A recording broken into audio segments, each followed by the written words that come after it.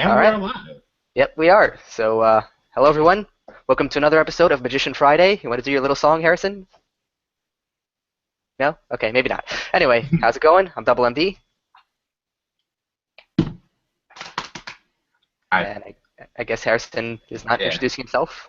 I guess I'll introduce, or should I just wait till I introduce myself? You might as well, because I guess we'll wait a little for Harrison to get back. I guess he's experiencing technical difficulties. In the meantime, this is Stefon. Let's say hello, Stefon. Hello. All right.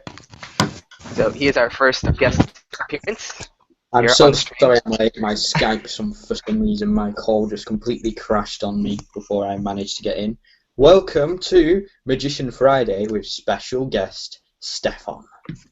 Hello. Hey there. How's it going? Congratulations for winning the Guys. competition.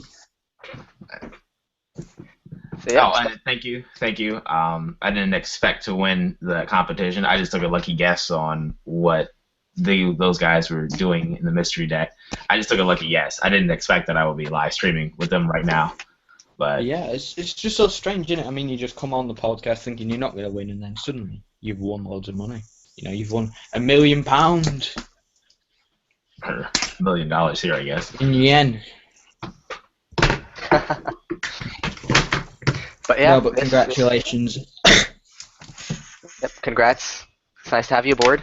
It's cool to have you here. Thank So you. welcome aboard, Stefan. Thank you. This week we will be reviewing another pack of cards. This one is within the brown bag, just like last week. So whoever will write down in the comments or anywhere what cards I will be reviewing, that's the next contest. So here it is It's not in going to the be bag. too easy this week. Cannot be changed. It's not going to be as easy this week, unfortunately. My contest is slightly different.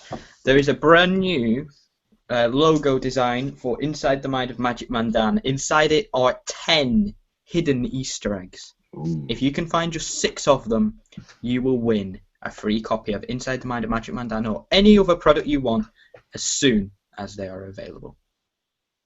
I So- love the fact how the contest is 6 of those Easter eggs. That's an Easter Yeah, egg in there's a itself. reason for that. There's a reason for that, Dan. That's why I chose 6.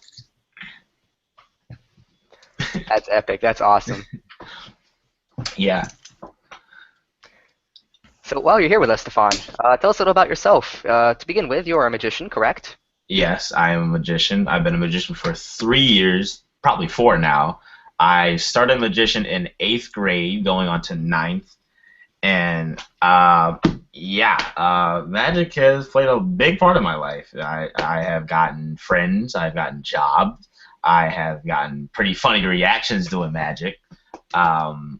I I would say my favorite thing about magic is the fact that it is so widely accepted.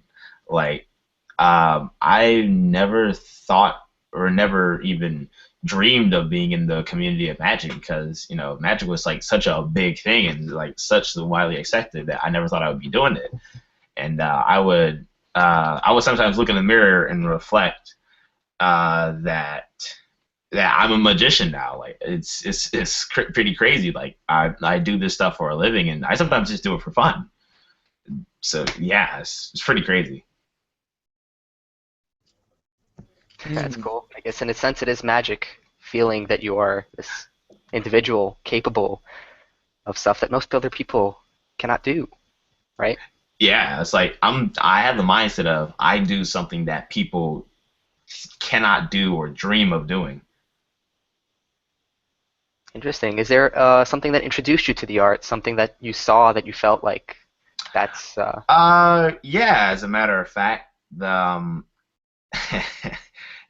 I find this even more funny to Dan's story because this also happened when I was 6 years old in elementary school. The irony ensues.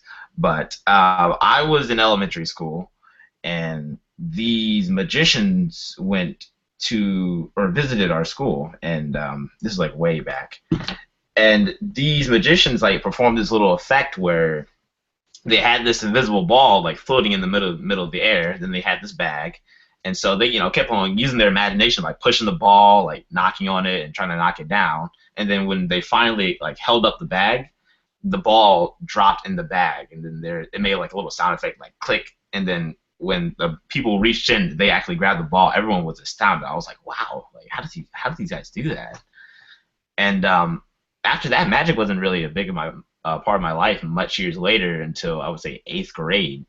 Like there was this kid, who he knows who he is, but he was performing, in PE, or I should say health, and people were like getting astounded by him. I was like, wait, you do magic? Um, I was like, yeah, I do magic. I was like, oh, that's pretty cool. I might have to get into doing this. That was in eighth grade, and then I started getting into it during the summer, and then getting into it in my ninth grade year. My ninth grade year, my magic shot up. Like I was surprised. Like I was self-improving. I was learning by myself. Just learning effects and testing them out on people, and they was getting these reactions. I was like, wow, this stuff is pretty cool. Like I've always wanted to do magic. Like I found out about it, and I was just did it. It's cool. That's really cool. I'm guessing that there are many effects that you have learned over the years, many effects Yeah. that you perform. Yes, Is there definitely. a particular favorite that you have that you either like to watch or perform? Either way, whichever it goes. Man, it's like asking if you have a kid and which one's your favorite kid. It's like all of them they are my favorite. I just like all of them. But I would say the one effect I would perform a lot would be Here Than There, the David Blaine Hansen trick. If you don't know what I'm talking about, that, the Invisible Deck, Little Trick, and Joker's Wild. If you guys know what those effects are, then great, good for you, props. If you guys don't know, then I suggest you look up a performance of either one of those effects. But you guys know what I'm talking about, the effects of what we're talking about. Yeah. Yeah, those have to be my favorite. Those I perform on like a day-to-day basis mostly. Yeah, You just triggered something in my brain when you mentioned Biddle Trick. Because yeah, I just remembered I used to do that, but I just kind of stopped doing it for some reason. And I'm just remembering how strong of a reactions it used to get. yeah. It's pretty interesting. I never thought, it's a very long process to lead up to the climax or the punchline, and it's pretty good reaction. And you can do it with anyone's deck of cards, which is even better. Mm, most certainly. Most Definitely certainly. important to be able to do organic magic that can be done anywhere, any place, with any prop. Love that kind Yeah. of magic. What Yeah. do you enjoy most about being a magician out of everything? The reactions. The reactions are the best thing about being a magician. You can get some of the most craziest reactions out of being a magician. Um, the best one I've gotten out of reactions wise would say I had this group of three. Um, then I was performing like just simple card tricks, like the very simplest ones, like Here Than There, then like I don't know, a color change or something like that. And they were like freaking out. They were like all freaking out. They was like, bro. I was like, hold me back, bro. Hold me back. I'm about to fight. I was like swinging and fists all wild. I was like, bro, he's a sorcerer, bro. Like, no, man, he could turn you into an animal or something like that. I was like, wow, I've never gotten to this reaction so strong. That, and usually the best parts are when like a big group of people are reacting the loudest, or to something that is so small, or a big group of people that would react so large that it attracts other people, and then they will want to see the effect, and that makes the reaction even louder. It's like, yes, the reactions in Magic is what I live for. It's so good, so such the best. Mm. If you do have any questions at all for Stefan or any of us, just leave them in the comments section below, and I'm sure you'll be happy to answer them. And we're always happy to answer almost any questions you ask, as long as it's not, how do you do that? Absolutely. And as you mentioned, that there's you often get very loud reactions when it comes to groups, and I'm sure this applies to school as well. Does that ever lead to trouble sometimes in school? Because I have stories for sure that kind of Yeah. got me in trouble because of those reactions. Yes, definitely, but nothing too serious. Like, mostly things like it kind of this has happened to me once. Like, it kind of disrupts the learning environment because I mostly perform in the cafeteria. Stuff like, all right, tone it down, stuff like that. It could get too loud. I was like, yeah. Stuff like in the cafeteria mostly. Like, yeah, tone it down, or what's going on over here, or yeah, you guys gotta, or I never gotten a breaking up because it's magic. Everyone loves magic. And so I've never gotten a teacher say break it up, or it's just mostly like tone down the volume. If it's too loud. I've been told to stop performing in altogether. Stop. Really? No more. Stop. You're not allowed to do magic here. Huh. Not only here, but in restaurants. I've got in trouble for doing it at places that I wasn't paid to perform at, we'll say. Venues get annoyed because they hear the noise, they think I'm making money out of them, Oh getting yeah. tips and things like that. Yeah. Schools hate it because I'm doing magic, and during lessons, which is sometimes I can do it, they get pretty irritated, to say the least. Another thing about performing in school, I would say, are hecklers. Like they, you'll find them out the yin yang. Like even if you were like performing from group by group, you'll see that one guy who's just may follow you and may see like the same trick twice, or may like see a different trick, but try to explain it. So I try and do the best to try to get the crowd away from the heckler, but they just seem to, I don't know, just try and spoil the trick or the magic for people. It's like it's very irritating. It's like you just try and get away from those and perform as much as you can. Mm. Yeah. We do have some great advice inside of certain things, which I'm not going to mention because I've mentioned it far too many times. But we do talk about hecklers in that, and the advice that Dan gives is impeccable. It's really useful, and would greatly benefit you because he talks about how he deals with hecklers and how I personally deal with hecklers. And the way I do it is kind of something that it does take balls, it does take guts, I'm going to say that. But, if you're willing to try it and just try it once, you'll never go back. I have to try that out, but in the meantime, I guess I'll use what I know. No, I guess that's Yeah, definitely. Absolutely. I mean, me personally, in terms of performing in school, I have had a few horror stories, and I mean by that both in terms of hecklers and trouble from reactions. At right. one point, one of the deans in the school nearly suspended me for doing Suspension. magic. Yeah, I was nearly suspended because of it. I was causing too much chaos in the cafeteria. And on top of that, I had my cards taken away at one point, actually. Ah, He still has them to this day. yeah, I've had stories like that where cards are taken away, or that's why I've gotten into non card related card or tricks that don't involve cards that I can find it anywhere. But yeah, it's real pain. But you kind of learn to learn from that pain and try and control your crowd too. So that's what trying to makes it better. But continue, Dan. What are you continue? No, that was kind of a few of the worst ones, the more notable ones.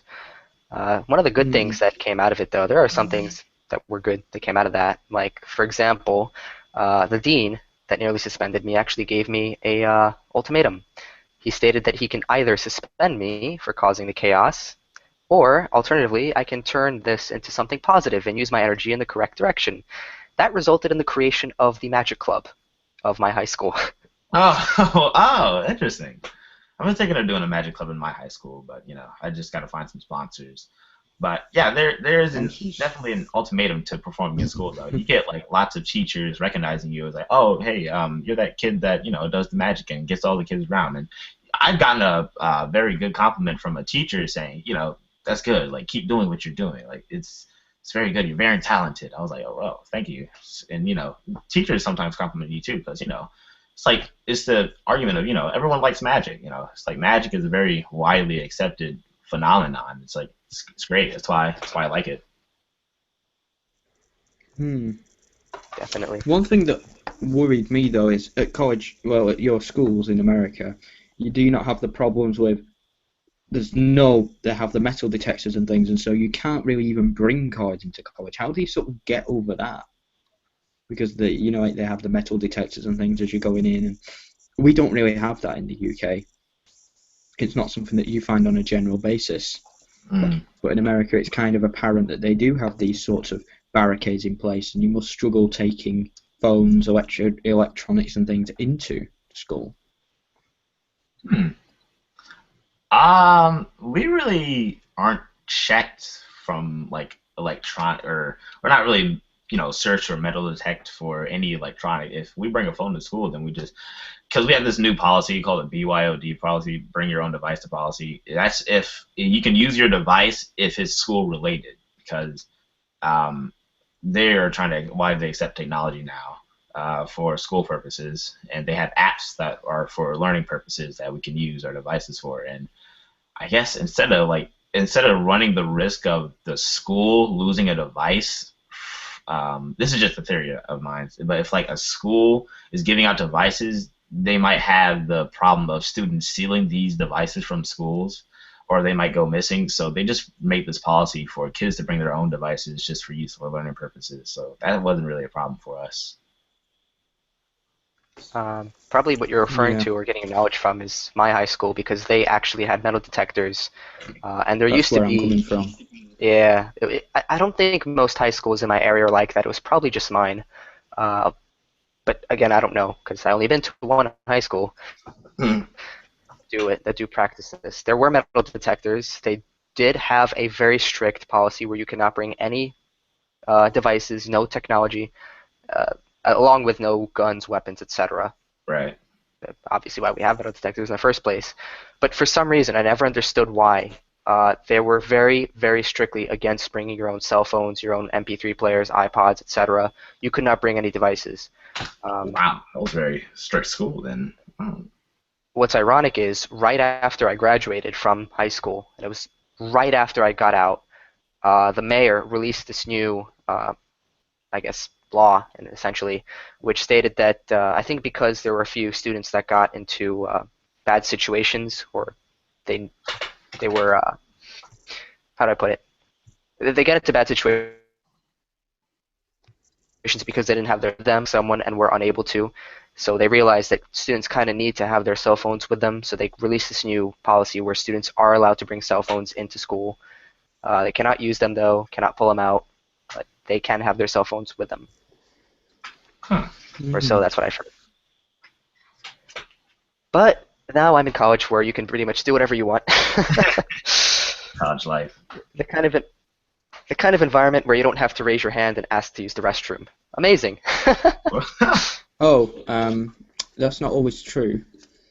In my college, they still sort of say you can't. Can you go at the end of the lesson and things like that? It's strange, but students still get asked to, if you have to go, go, but like don't go. You still sort of have to ask to leave the room. You can't just walk out. I don't know if that applies to you though. Yeah, no, we actually are allowed to walk out at any point for any reason, whether it's to use the restroom, to just answer a phone call that might be important, anything. I mean, you're the one who's paying the tuition to, well, actually, in the UK, I think you don't have to pay tuition. It's free, right? But like in the US, we're paying Correct. tuition, so it's our money that we're spending for this lecture, for this information to be given to us. We do what we want with it. So if you're smarter, then yeah, you kind of want to watch the entire lecture, learn throughout the entire lecture. But there are some people who are not that enthusiastic about learning and just kind of read the textbook and don't even come to lecture. Mm. Once they skip class, they only show up during the tests. We don't get any lectures, and that's a strange thing. I would prefer the lectures to just the lessons in general, because we just have lessons in a room, and that's pretty much it. And we really, if never, have lectures. I do have a question. Is college much harder than high school, or is it like generally the same? I remember when I was in uh, when I was in college, my very first year, I felt like I was transitioning from the 12th grade to the 13th grade. If you're in the UK, I think the grade at the end of high school is different, but whatever's after high school, I felt like I was just transitioning to the next No, step. it is year 13. You're about right there. Yeah. Right, No, it's year 12. Yeah, year 12. I see. But see, the programs that I'm in accelerated programs and honors programs of my college, so I'm taking more courses than most other people are, and more intensive courses on top of that. So the workload on me is pretty high. It Mm. really constricts a lot of my time and takes up a lot of it, which is partially why I love doing the stream. It's great, Ah, great stress relief. A little distraction from having my face in my book all the time. Yeah. But most people, for most people, it's easier than high school, actually, as ironic as it sounds, because you can take classes that are convenient to you, and you create your own schedule, what class you want, and when you want to take it. I don't know if it's the same way in the UK. How is it in the UK, Harrison? What college? It's slightly more difficult now because of the boatload of assignments that I get on sort of a regular basis now. It kind of is irritating. There's that, and then there's the sort of thing of like the exams and just the general atmosphere is still extremely based around, I can't just walk out of a lesson. They don't really call for that. Although they will sometimes let you use your phone during lessons, but they're still sort of strict around these sorts of things. So it's tough to really say.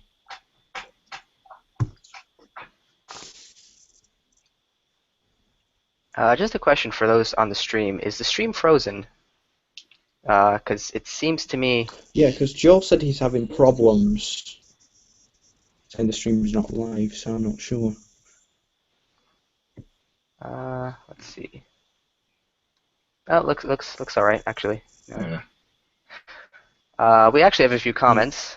Somebody named Kyle, he says he loves the Superman shirt. So I guess that's towards you, Stefon. You're wearing the Superman shirt. That's cool. Oh, that. Speaking of which, I did show you the shirt.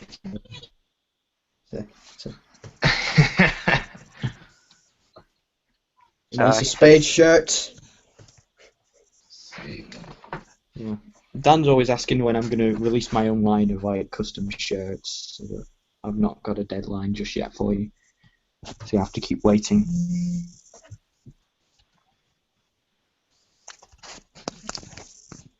Somebody wearing glasses has a glare. Would that be you, Stefon? I think that's me. Yeah.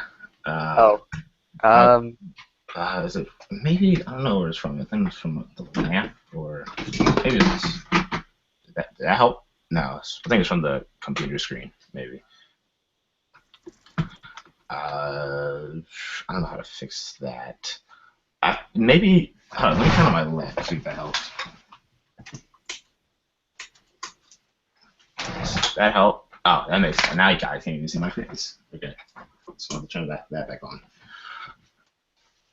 I don't know how to fix that. How to fix the glare. Or maybe I can. Let me try something. Just turn my OLED light. I don't think we have to worry about that too much. All right. I'm the one with a giant light source that's right behind me. That's pretty much blinding. All right. I don't think you have to worry about that too much. Yeah. Are there any questions at all from the viewers? Also, just to say happy birthday to my friend Jack. I hope you enjoyed your free bonus gift from me, if you're actually watching.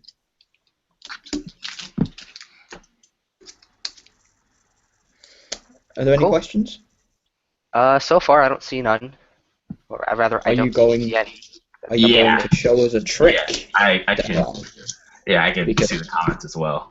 But if you guys want to, sure. Yeah, because we're getting requests not to talk as much and do some magic. So do a trick, do a trick, do a trick. Do a trick. Do some magic. I'd like to see some magic. I don't know about magic. You. I want to see it. All right.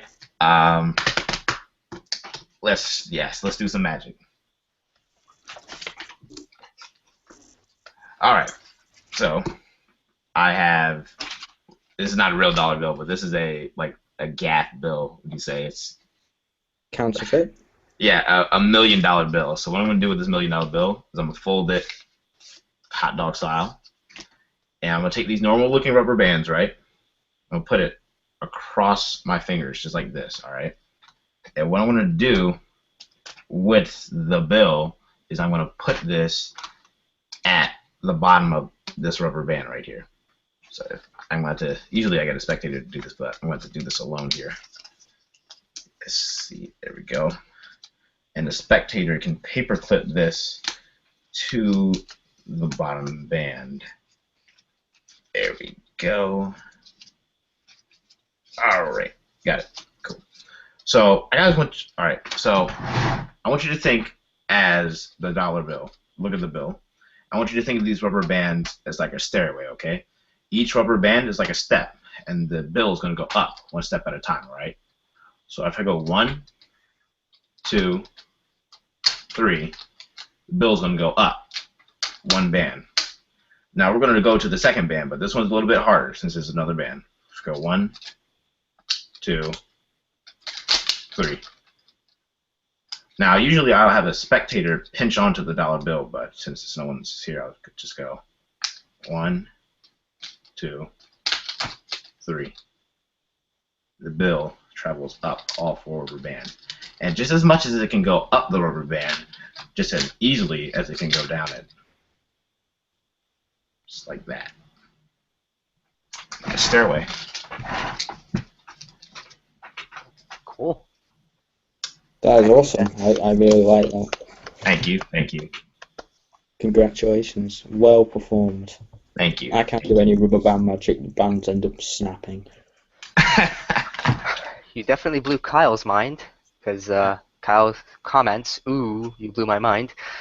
If you go to harrisonhorton.com/stairway, you can buy it via an affiliate link now. Well, thanks, No, Kyle. I'm only kidding. I'm kidding. It's not.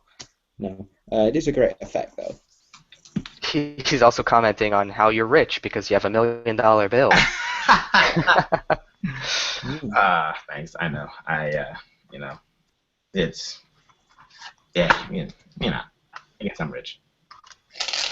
Cool. Are there any people that have guessed of any of the Easter eggs that are hidden in the new Inside the Mind of Magic Man Dan image? That's what I have to ask. Has anyone attempted it? Have we made the image available to anybody who's watching?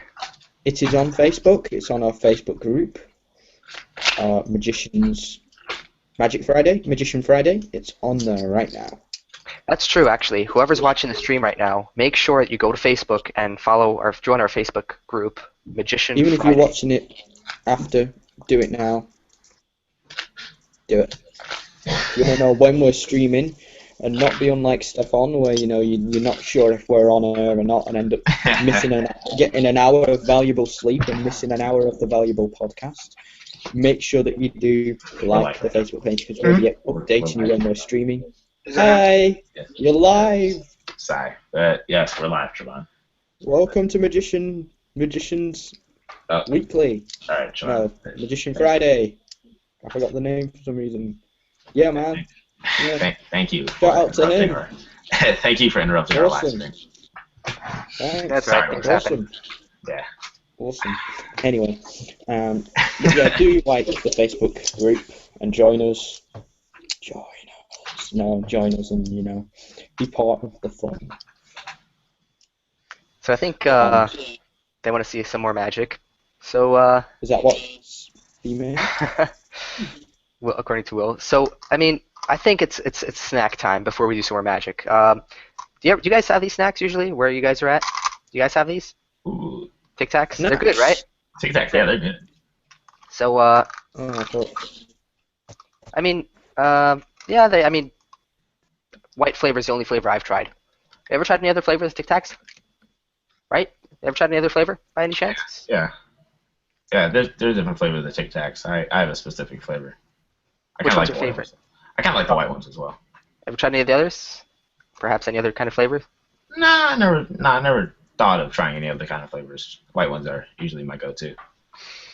I want to try some orange ones because I don't think I've ever had them before. So let's kind of go do that. Kind of get those Whoa. orange Tic Tacs in there. Oh. So if we open it, we can show this. Get one of those. How did he do that? Hold on, my mind's kind of blown right now. I have no idea. What? I apologize for the crunch on the mic, but yeah, it's interesting. Interesting taste. Not bad. Very good. Recommend. 9 out of 10. Better every time I see it. It's good. If only you could make cherry Tic Tacs, then I'd be happy. I believe there are such things as cherry Tic Tacs, like the cherry cola ones. There are, yes, but they were very limited edition, from what I'm aware. Ah, Yes, yes. Did anyone have any guesses at the pack of cards that Dan has in the mysterious bag? Ah, yes. If you're watching on YouTube or on social media, uh, in a bag right here, I have a pack of cards that I'm going to review in this stream. If you can guess what cards it is that I'm going to review, you win You a could be here prize. next week. You can potentially be the next guest appearance or win a product on the market from us, the Delusionists. You're not winning a house. We don't have a house on the market. We never created that. It's our product. but I would say being on this live stream, that's your best bet because I'm having so much fun here with these two awesome guys, these two magicians. Yeah. It's fun having you here, Awesome. Stefon. Oh, Yeah, cool. It is cool. Now, it's time for Harrison's review of the week. Well, the first one of 10, because we did receive a complaint that I didn't review enough items from Mr. Dan. Now, this week, I will be reviewing you a special kind of thread. It's really a comparison of this thread. It's called Vectra thread, and it claims to be strong enough to hold up an entire pack of cards. We are going to put that to the test, and let's see if this thread is going to break on us. Now, first I'm going to give you a quick performance of this. If you already know how it's done, I am extremely sorry. I kind of made it obvious by the name of the review. So I apologize for that. I just need to unravel it. And, oh, it didn't snap. That's good. It's a good sign. You see, the biggest thing is actually getting it off the card, because this card is made in such a way that it has so many slits, it's hard to tell. So, some music possibly while I do this. Dan, sing for the audience. I don't think I'm good at singing. I don't think it's going to work. What about you, Stefan? Are you any good? yeah. No, that's not a question for me to answer. I'm a magician, not a musician. They're close spellings, but not quite the same. I am the music man, I come from down the way, and I can't play. I'm sorry about this, guys. I didn't prepare for taking this thread off for some reason. It's actually getting stuck against it, and no, I keep on thinking it's going to snap. You know what? Let's screw it. Let's just rip the card. There we go. I appreciate your patience. I will never be reviewing a thread again. Perhaps we can fill in the time with something a Yeah, little different. how about you do what you do, and I'm going to get back to you on this. All right. All right. Sounds like we can do a little bit more magic. Let's see. Okay, Kyle says 6 of diamonds in the comments.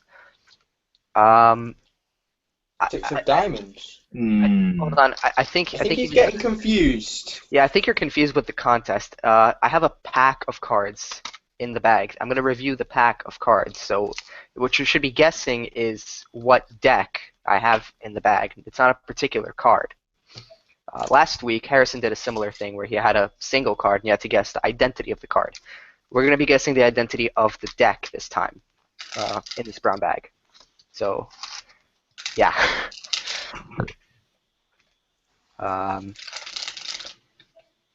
Let's see. Aha! We have now. I have completed the unraveling process. Great.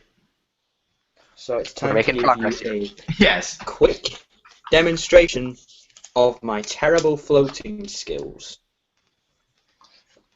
I don't know if you can see. Let's try and get this at a good angle for you. Do you see me?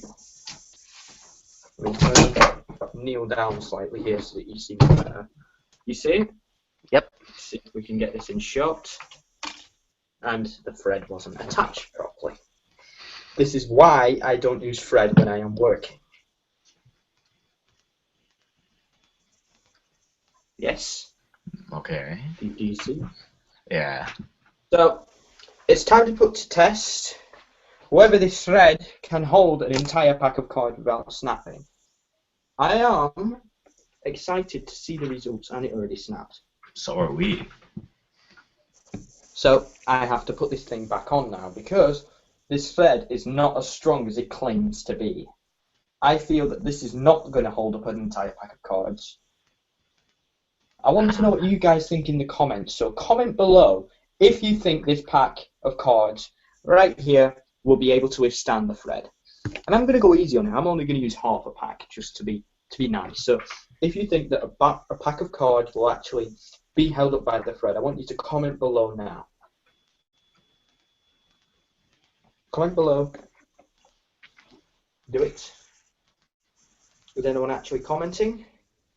Joel comments that he can't see what you're doing because the camera's not changing. Harrison's doing a setup right now, which is why you can't see what's going on when he sets up. Which Yeah, he, this is thread. You're not going to be able to see it, unfortunately. It's kind of invisible. So you might be having problems with that, Joe. But when I have set up, you'll be able to see what I'm doing. I promise you it'll be worth it. Maybe. maybe. Hmm. Kyle hopes that it will be able to hold up the pack. I do know who Kyle is. He's a good friend of another friend of mine. I know who you are, Kyle. Thanks for tuning in, Kyle. Maybe you'll be here next week. Guess the deck now. I will talk to you soon, Kyle. You and your friend of yours. Okay, so I am going to be using the exact method that Steve Fearson recommends you do to hold the thread in place, and the thread broke again.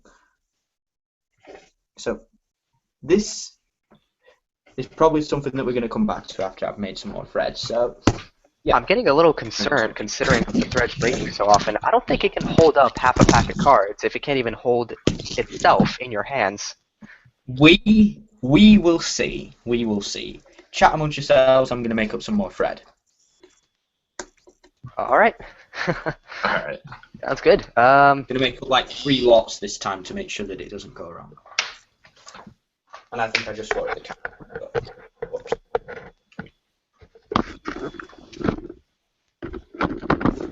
Me personally, I don't think the thread will be, or I was saying Dan, me personally, I don't think the thread, me personally, I don't think it's going to hold up. I don't think it's going to work. Yeah, neither do I. I'm not sure because I've seen it hold up. I've seen it pull a skateboard. So Maybe. I Yeah. am confused because it says that it can hold up to an entire pack of cards. And I want to see if it's true. Does it live up to its claim? One problem I'll tell you that, can you hear me by the way? Yes. Yeah, we can hear you. Okay. One problem I have been faced by the thread is that it does tend to not want to stay in place, so I'll sort of like try and use it. And it'll just sort of like, it's very difficult to get a long piece of the thread because it ends up breaking before you have a chance to make a longer piece. And it's very difficult to actually strip one piece because a lot of them join together. And it's difficult to tell if you've got one piece or 2 pieces. I can tell you that 2 pieces are very strong. And it snapped. Okay. So that's 1.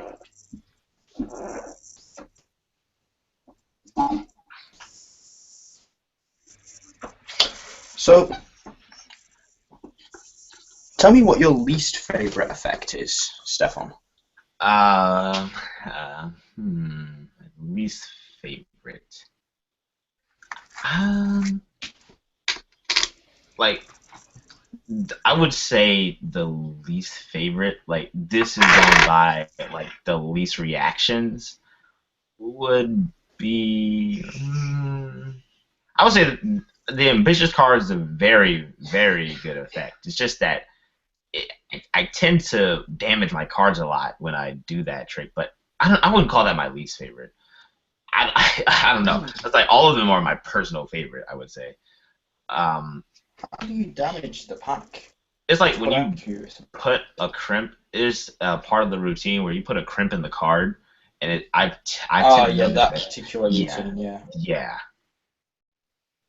Yeah, that one does damage the cards, but I think it's well worth it for the effect. yeah. It's definitely well worth it. Believe me, it's definitely well worth it. It's just that it kind of tends to damage the cards, and I can't really walk up to a 7-Eleven or something like that and buy me a pack of cards because one, I'm out of money. I don't really get money, and two, I can't. I usually, it's funny. I can't find a pack of cards anywhere wherever I go. It's like I try and look for them. I have money. Hallmark? I rarely even go to Walmart anymore. Like I rarely shop anymore. It's crazy. Just go to Walmart and you'll find them. It's not like in the UK where they're not available in any store. Yeah, it's very weird. But I would say all of them were my favorite effects. In case you guys are wondering, the wax I am using is by Prop Dog, and it is wax that's meant to be used for card on sealing. There's this much left. I mean, the way I see it is, if you perform the effect, that means that in some way you like the effect. So when you ask what the least favorite effect is, I mean, the only way you can answer that It would be is like me saying SS. kind of like that. Yeah, it's something that you've seen, that you know about, but you never perform. Because if you already perform it, then I mean, Yeah. that means it's got to be up there. Yeah. We're talking about the thing you hate more than anything in the world. Oh. If you have a trick like that.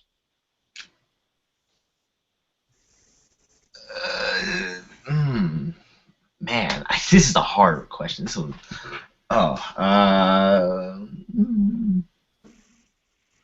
Maybe just one effect. I don't know the name to it, but it's when I was first beginning in Magic. I was doing like the very, very simple card tricks, like very simple ones, using very simple principles.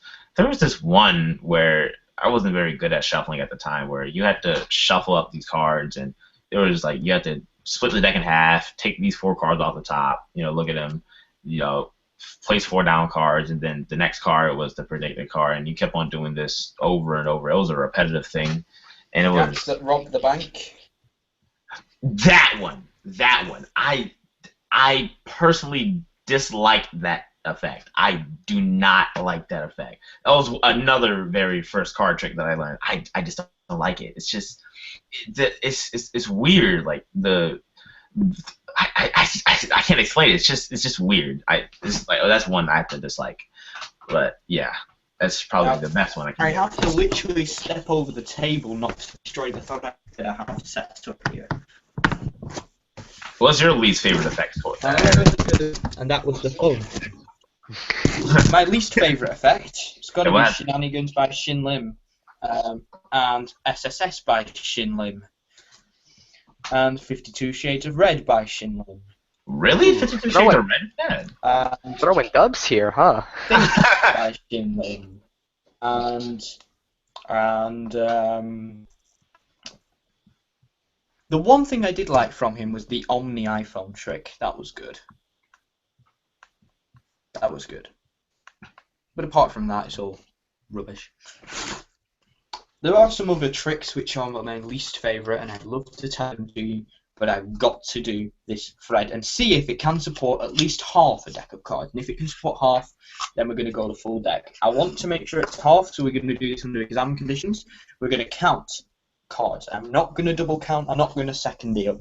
We're going to do any card at any number, but we're just going to count cards. So we got 1, 2, 3, 4, 5, 6, 7, 8, 9, 10, 11, 12, 13, 14, 15, 16, 17, 18, 19, 20, 21, 22, 23, 24, 25, 26, 27, 26. Right there. Go into the box. Cool. Now, the method indicates you have to do this in a very certain way. I'm going to try and line this up so you can see. Hang on. Let me just get it in place so it doesn't fall. Because it's difficult to maneuver. Let's stick it out behind it like that. Okay, do you see me? Ignore the dropping items. I'm going to try and see if my camera... Can you see here? Can you see me? No, you cannot see me. Let's see. Let's get my camera on. Do you see? You see me? Yes, technically. We can see your Yes. hand. Here is a very, very, very fine piece of thread. I am going to do what the instructions indicate. I don't think that this is going to work. Nah. Oh! No, it didn't. I guess we were right. This is nonsense. This is bull. This product is crap. And I spent £10 of my English money on it to be misled. False It will not hold advertising. up an entire deck of cards. It will break on you. So if you're unlike me, don't waste your money on Vectra. You're not going to get the result you want. Just in case it is wrong, I'm going to retool this. I'm going to do it again, and I'm going to give it a second chance. And we're going to try less cards. We're going to see exactly how many playing cards it can actually hold. Because this it's false advertising. I mean, it is kind of false advertising. Joel commented something that I kind of was curious about as well. He says he can't see you. I'm going back and forth between the stream and what we're seeing, and Harrison is not appearing on the stream. Don't know why that is. I'm not on the stream. You don't show up on the stream. I'm not here. Let me know, guys, if you can hear Harrison. If you can hear him.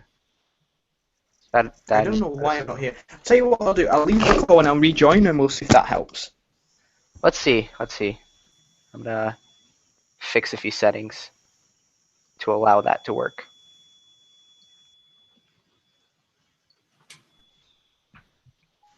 Yeah. Joe, if you could just let me know if you see me now.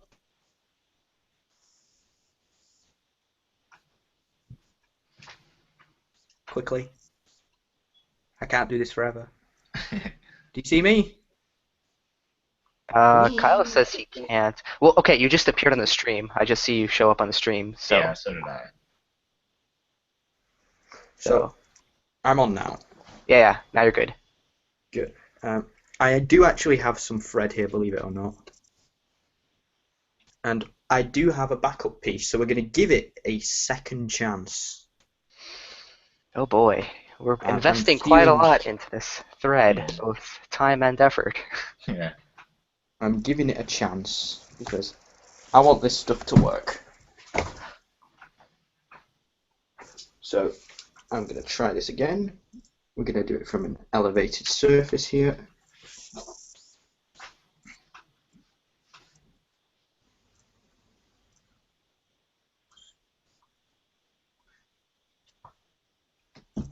Being very patient with this thread, you know. Very, very, very patient. Kyle says he likes that watch you have on, Harrison. Oh, thank you very much. Thanks. Yeah, it's not a Rolex. Right. So, I'm going to try just the box first. We'll see if it can support the box.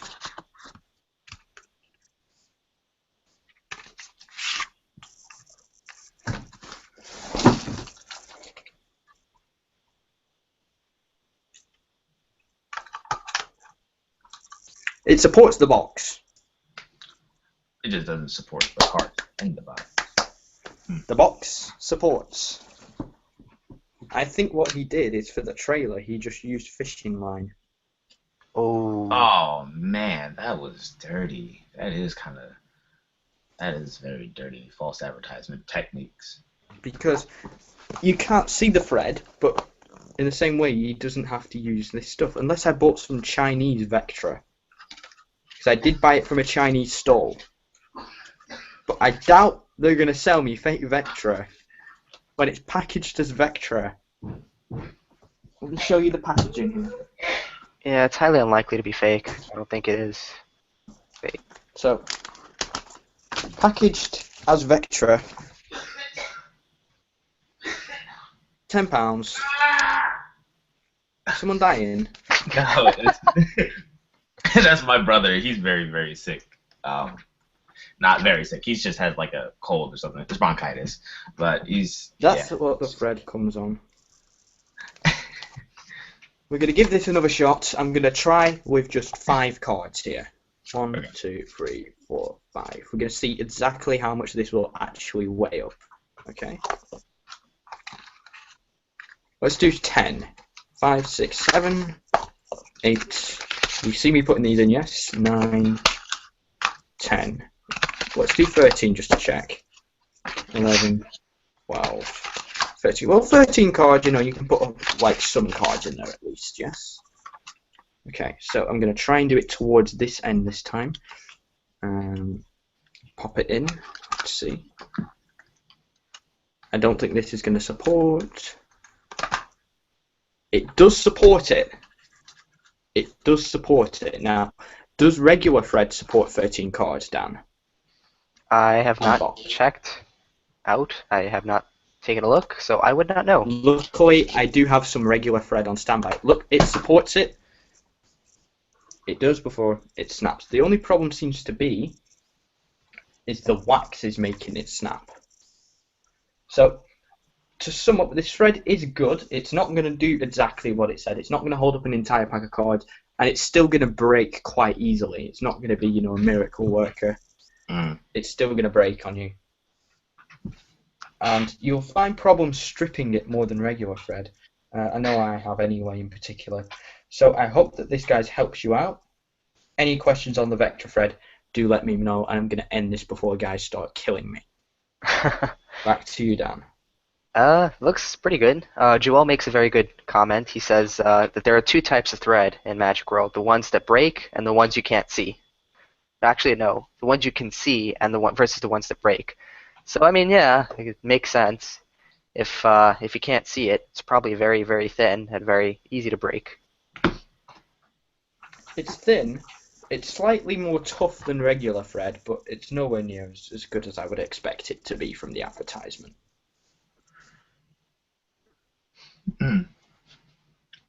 It's overrated, basically.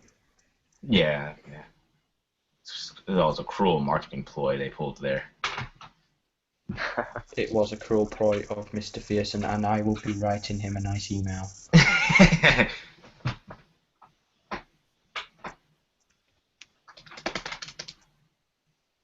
All right, I It's not think. as bad as the Yigal Masika spider pen and spider tarantulas that I invested in. That was even more of a waste of money.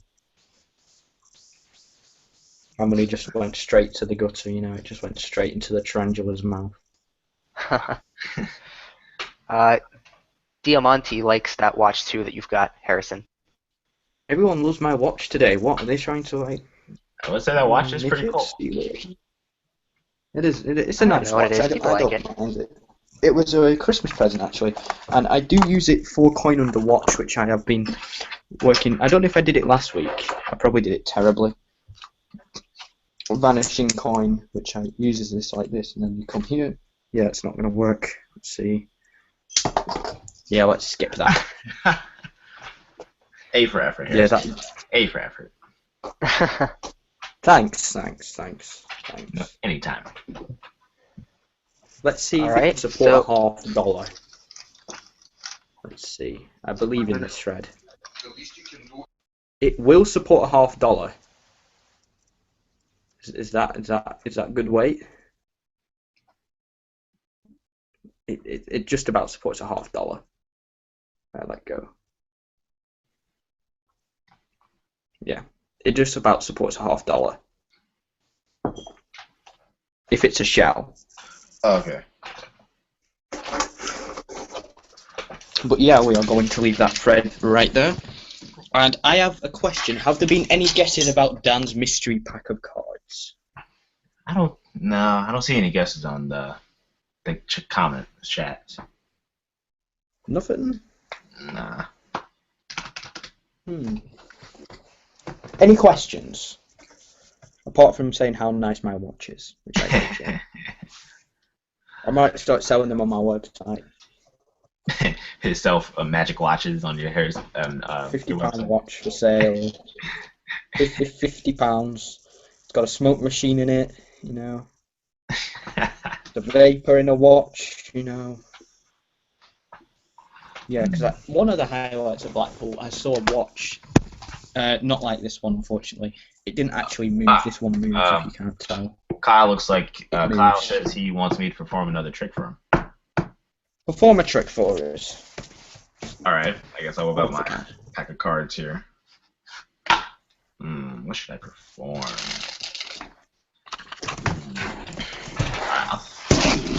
Alright. Okay.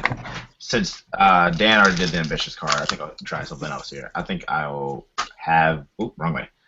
I think I will perform just a color change. A color change. What do you guys think? A color change is pretty good. The colour change, yeah, that'd be nice. Cool. Great. All right. So, have this pack of cards here. You might as well just give them a shuffle. Cool. All right. So, I will usually have a spectator select the card. In this case, it is the 2 of diamonds, and I would have this lost somewhere inside the middle of the deck, right there. It's about good enough. It's the 2 of diamonds inside the middle of the deck, right around here. All right. And what I'd have the spectator, and what I'll do is I will, from somewhere in the middle of the deck, your 2 of diamonds is somewhere, but obviously it can't be the top card. 2 of diamonds, no, it can't be the top card. See, that's the king of spades. What should I do with the king of spades? If I take the king of spades, I actually change it into the 2 of diamonds. We'll do it again. We'll take the 2, and we'll place this somewhere inside the middle of the deck as well. See, it's on top of the deck right here. There's the 2. I can confirm it will hold up a pack of cards. It's just you're not going to be able to hook the thread to wax. Okay. All right, so we'll take the top card again. After which we hold it like that. Oh, king of spades again. A coincidence. If we take the king, no sleeves. I'm sleeveless shirt. But if we take the king, we just give it just a bit of a rub. Actually turns 2. Oh, we'll do this again. We'll take another card, since you may think I'm doing something a little suspicious. So if we take this card, Queen of Diamonds, my favorite card, and we take this and we'll push this also inside the middle of the deck right out here. Cool. And I'll take a completely random card. Let's try this card. The 6 of diamonds. If I take the 6 of diamonds, just give it a little shake. It turns to the Queen of diamonds. There you go. Oh, very well executed. Thank you. I like Thank your you. chain of moves and chain of the sequence, rather. Just letting you know, that was completely improvised. I had no plan on what I was doing. I just did what I did. So. Congratulations. Really well done. So my apologies if my presentation was a bit sloppy. No, All actually right. very well done. That was actually really cool. Thank you. Thank you. In fact, in the comments, Kyle says that it was fancy handwork, and it was David Blaine style. Thank you, Kyle. That's very much appreciated, especially when it's coming from you. Oh man, Kyle. So Will says maybe knock playing cards. Is that the guess to the cards I'm going to be reviewing? What cards are they? Did they say? Let's just knock playing cards. Basically, Alex Pandrea's little project. Oh, speaking of Alex Pandrea, fun story. I was at the convention last year and he tried to sell me one of his decks. When I told him I'm giving up card collecting, he's like, "Buy this one to end your collection." No, it'd have to be a Jerry Snowgoods to do that. Fun fact of the day. You can continue. I'm guessing it's not the NLC. Well, should we begin our card reviews and open it? Or would you like to review a card effect first? Would you like to review cards first, and then I'll go, or should I go first? Just to give them a little more time. What order should we do it? Let's see. Let's have the. I can review my deck if you want. Let's see if the viewers will comment. Who should open and review the pack first? Ooh, I find Dan will be a good reviewer for a pack of cards. Oh, I'm just being biased here. I'm a big fan of Dan here, so I'm completely biased. Thank you. I was kind of guessing that. Yeah. You know, like the first quarter, like getting 50 questions for Dan. If you watch it back, there's like 50 questions for Dan. I'm not joking. I'm still trying to get this thread to work, by the way. It's not that I'm being rude. I think we've gone past that, Harrison. I think I'm believing it. I think we can move on. I want this to work. All right, so Harrison's occupied with his thread, so I guess I'll do the card review. So, your last chance here, last chance. Put in the comments what pack is in this bag. What cards am I reviewing? It's your last chance. If you win, if you get the right answer, you win the contest, you get a prize. So, Win a prize every time. Don't win every time. no, not guaranteed, but hey, it's one particular deck, you know. And speaking of, you won last week, Stefon. So I don't think I asked this question, but do you have any guesses as to what might be in this bag? Which pack I might be reviewing? Yeah, I got about a few guesses. My first guess is the Mechanic V8 deck, or I think it was the V2 deck. That's my first guess. The second guess is the Aviators, the pack of playing cards, the Aviators. My third guess, Right. the Tally-Ho deck, the Circleback deck. If he wins again, I'm going to be so annoyed. Right. I can show you right now, live on camera, this pack will hold up an entire pack of cards. It will move an entire deck of cards. Do you see this? Look, inside there is an entire brand new pack of cards, untouched by human hands. That's a reference, by the way. Watch. I'm going to close this up.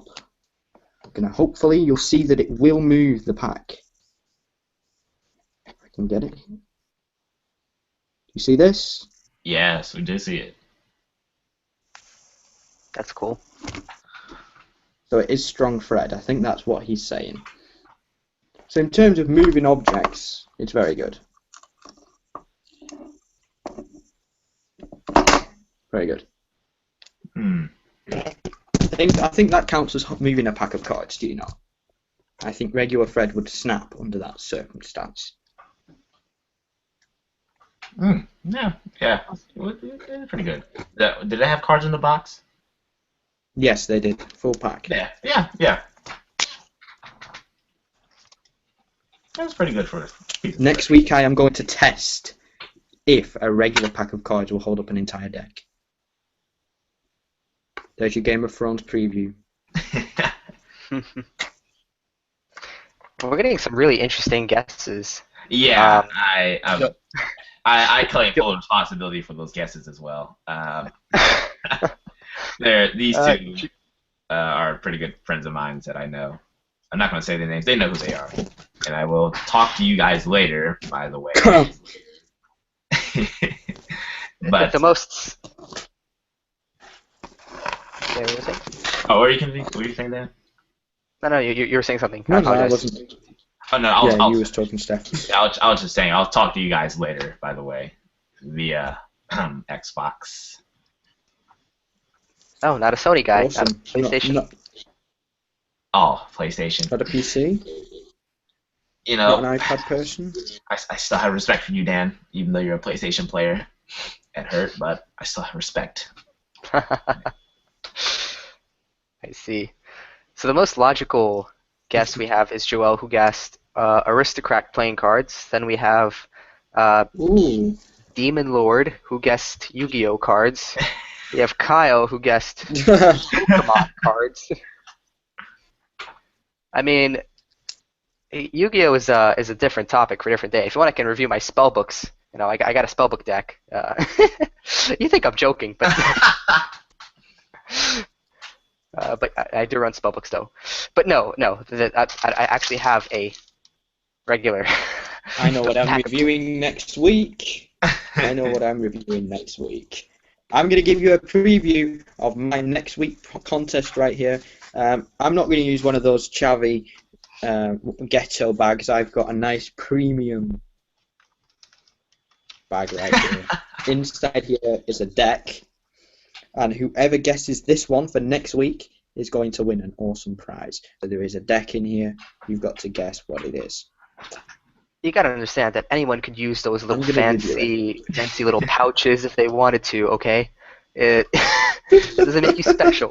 Gosh, we're having. I can't. Mine's brown. We're having a bag war on where to keep cards in. Wow, this is interesting. Oh no. Do you want me to upgrade to a Rode mic one instead? I don't know. I've got a velvet one. It's pretty nice. Do you want me to seal it in ice? That would be kind of cool though. Sealing a pack of cards in ice. That would be kind of cool. I seal a signed card in ice, but I've never done a deck of cards before. Seal a signed card in ice. Never heard of that. That seems pretty cool. Yeah, it's something. It's something, a rare commodity which I perform. Quite hard to find and expensive. It probably cost you about $150 to buy it. All right, so I think So there's it's next gonna. week's deck. There we go. Cool. I think it's been quite a little bit of time since we've done anything magical, so I think it's time to open up the cards, do a little review, and do some magic with them. What do you say? What deck? Good idea? I would say go Any for more it. guesses? All right. No more guesses? Give him one. Give him 20 seconds. 19. Yeah, it's in a bit of a delay, so we do have to give them a couple seconds. Yeah. Any questions? Write them below. This I is your gave- last chance to win the deck. If Do I get a guess? no, please take If you it. want to, yeah, please go ahead and guess. Plastic playing cards. You have to be more That's specific. a very, very general term. Got to be more specific. Prestige deck. Or did you do that before? That was Yeah, episode 2. We're in episode 4 now, Harrison. 2 episodes behind us. But I say Tally Ho. I think either Tally Ho, or the Aviators, or the or glow in the dark deck of cards. That glow in the dark ones. Ooh, I've never seen one of those. That thing. Yeah. I've got one of those actually. Yeah, I've got one of those. I think it was like what, the 10-card deck I I've got believe. one of those over here. That's cool. I gotta look into that. That's cool. Yeah. But I heard the quality on it or the I've handling. got a tragic. Yes, I have a tragic royalty over here, which is a Yeah, that's what it's called. glow in the dark deck. There you are.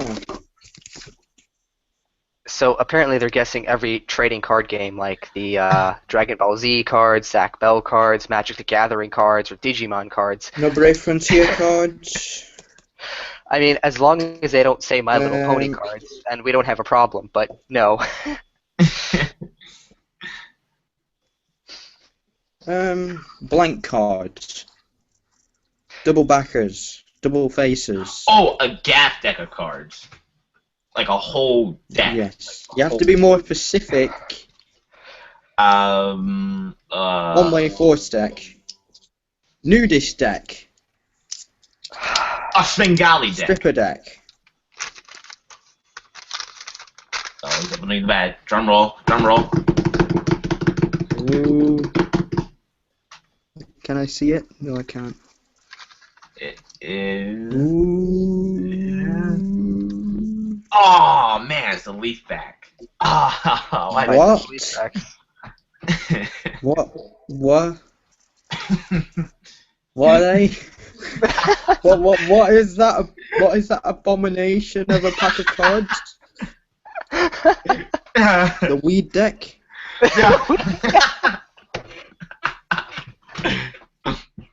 Ironically, yeah, it could be. Maybe that's what inspired them. I don't know. There is a weed deck, by the way. There I'll have is, to get it yeah. for next week's show.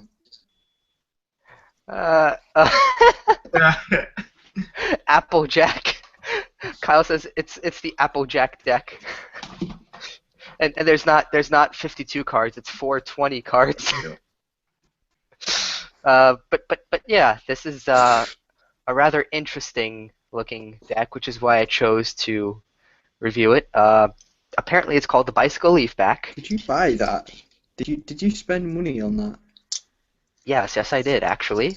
Wow. So that's the I'm back of the box. surprised. That's the front of the box. Does it have the year on it? Oh, 2012. Hold on, see if I can focus that in. Can you see that? Hmm. Or is it reversed? Made in the No, USA. Right up there. The year 2012. So that's the bottom. That's the barcode. I know there's a pack of cards. Some pack of cards actually have a secret barcode where like there's a phone number where the numbers should be, and if you call it, it reveals a certain playing card. I don't think this is one of I've them. never seen it with a phone number. I've never seen it with a phone number. I've seen it where the card's revealed at the bottom. Ah. The old Illusionist decks had that. Hmm. I But don't know what most this of the new means. decks don't even have barcodes at the bottom anymore. First and fun. The side says first. Is it first? First is first and fun. Never I don't seen know that why. before. Yeah, I don't know why they put that up there. And you got that weird cannabis-looking plant right there. Same thing on the other side. You got the air cushion finish, just like Bicycle is very well known for. Yes, very great. So Very let's crack them open and get into the actual review. So let's So get the light first, let source me on. ask, why did you pick the leaf back for reviewing? Why did I pick them? Because, I mean, they're kind of Why? unique. I've never really seen these before. I've never seen them on YouTube. I never see cardistry people use them. And when I saw this, it was so ambiguous and so unique and different that, like, I got to look into this pack. I don't know what this is. And it's Bicycle, so you can't go wrong, really, because most Bicycle packs are similar quality. So Bicycle is a brand I trust. And I guess for everyone else, it's probably never seen these before, like Harrison.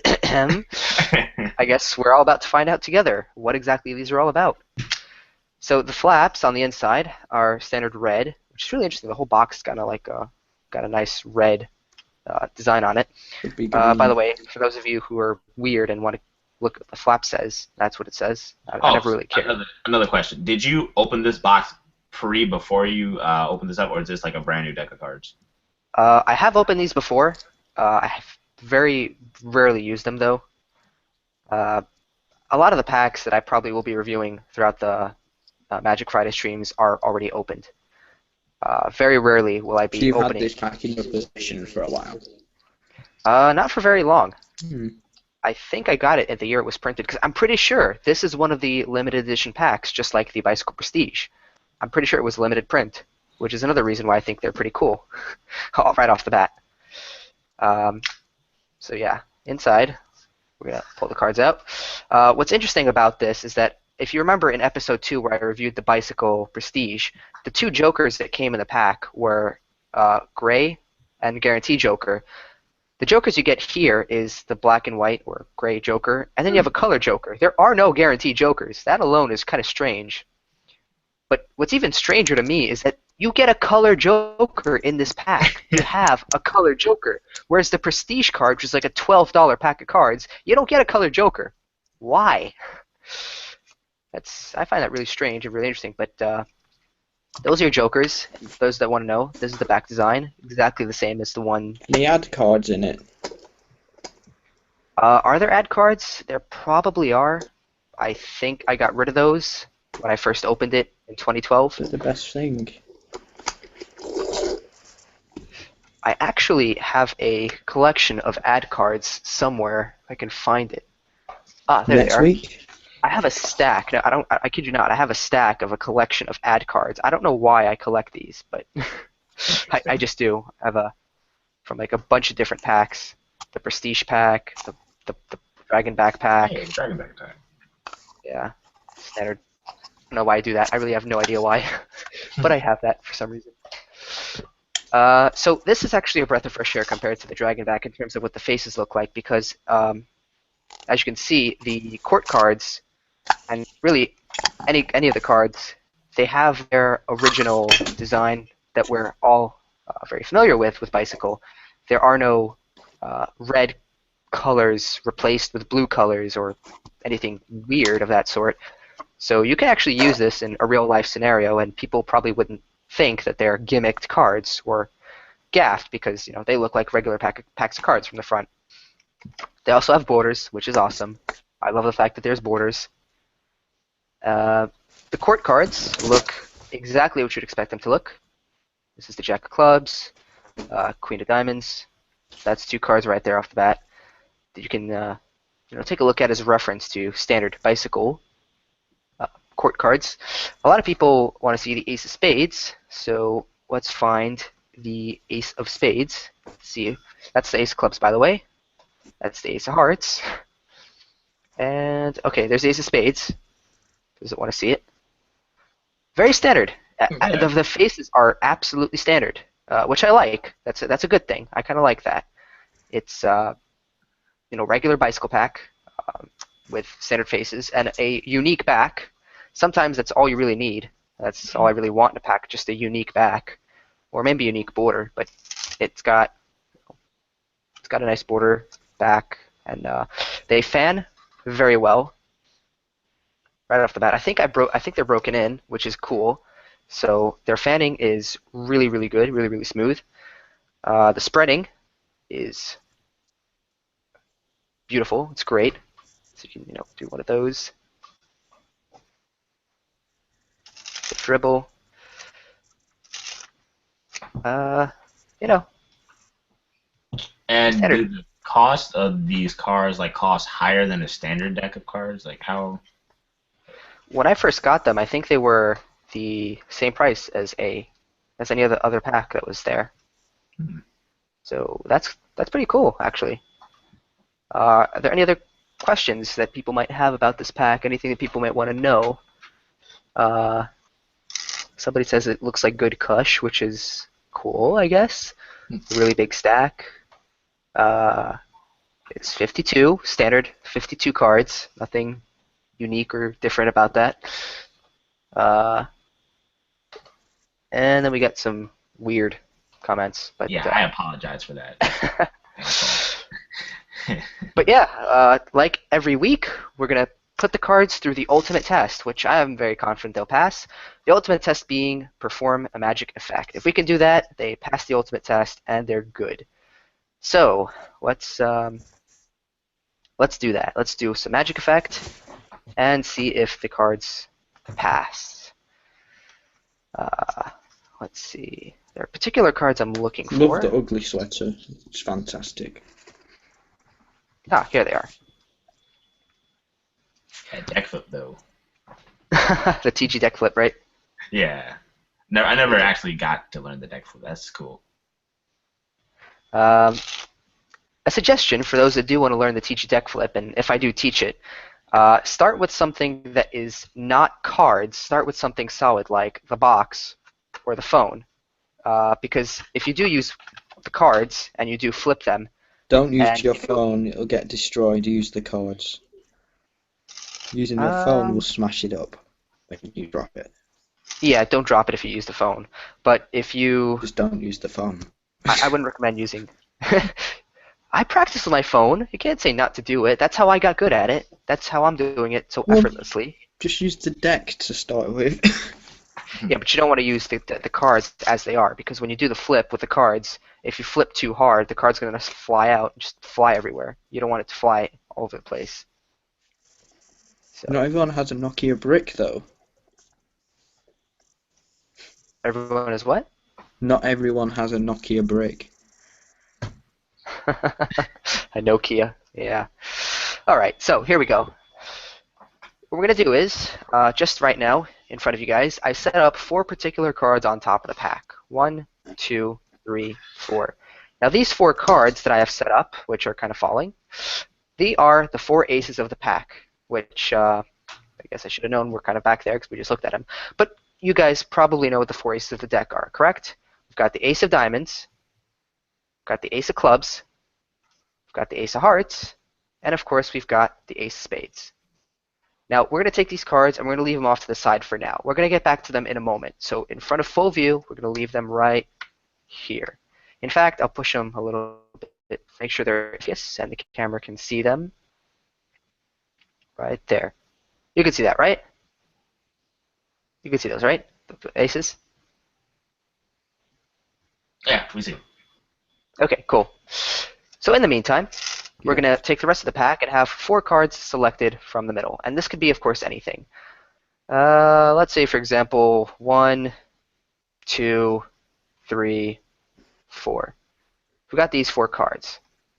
We're going to take a look at these 4 together, and of course we're going to take a look at them and work with them. So the 4 cards that we just randomly pulled out are the 6 of Hearts, 5 of Spades, 3 of Clubs, and 7 of Spades. Now those cards that we just selected, they're going to go right underneath the aces, so they're going to be placed right here. 1, 2, 3, 4. The rest of the pack within sight. Let's see, is this within sight? You can see that? Yeah, cool.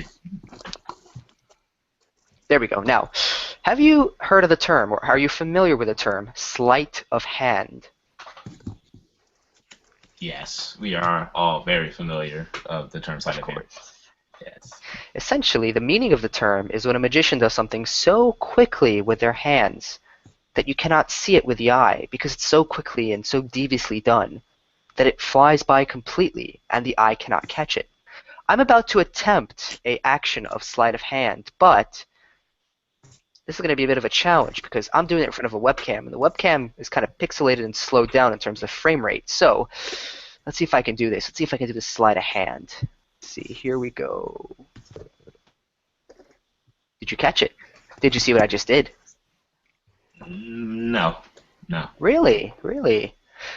So what if I told you just now, what I did was I took the top row and swapped it for the bottom row. Would you believe me if I told you this? No. Do you remember what was in the top row just a minute ago? The 4 aces. That's right. But if you take a look at the bottom row, you'll find the aces have now moved down here. Chill out. So what must be in this row up here then? The 4 random selections, right? That's what you would think, but that's not true.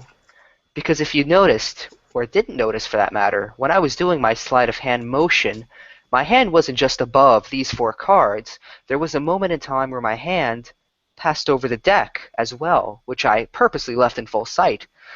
I didn't just switch the rows around. Furthermore, I took the 4 cards that we chose and I switched them with the 4 kings of the pack. Now, if the 4 kings of the pack are here, which came from the deck, then everyone's asking, well, where are the cards that we selected in the beginning? Well, the answer is the kings came from the deck, so your cards must be in the deck. Right over here. Oh, I gotta say that is pretty cool. that was pretty good. Standing ovation, possibly, Stefon? You know what?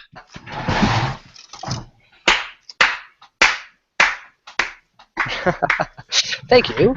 I appreciate that. Always a standing ovation for Dan. Now, have there been any guesses? Have Oh, there been any guesses? I have a for question about. what- Oh, continue, Harrison. What were you saying? No, I can say it after, don't worry. I have a question. Do you guys perform a lot of gambling moves, though? I've never really gotten into that. I used to do a gambling routine, but I don't know if I get away with it anymore. I used to say that I was banned from casinos for doing one particular trick, and then I'd do Paul Gordon's ace, 4-ace trick, I think it is. Anyway, I learned it from Sean McCree, and it's basically a 4-ace production routine where selected card is actually I'm going to perform it. Oh, okay. I just need a couple of seconds to set up, All right. and I'm going to do the patter and everything for you. I had another question. Do you guys, since you guys are I'm going to do the magicians, patter and everything for you. okay. Since you guys are magicians, and card sharps, and so am I. So all of us are card sharp. Do you guys? I'm gonna ask you guys, and so- you guys. It's hard to get the camera angle right for you guys. There we go. Okay, so can you see the pack? Yes. Yeah, let's see. I'm still on my question. Just continue. Is it clear? Yeah, it's clear. Marvelous. Okay, so I was actually banned from all casinos. Do you know why? Because Tell us. Enlighten us. yes, please. Because I'm under 18, so they won't let me in. But when I turn 18, I've been banned for life, and for one simple reason. I want you to take a card for me. Can you have a look at it? Show it to all your friends, show it to the camera crew, the CCTV. I'm going to shuffle it all the way in the centre just like this, and we're going to give them a mix. Now, it's your choice whether you trust me or you want to shuffle the cards for yourself.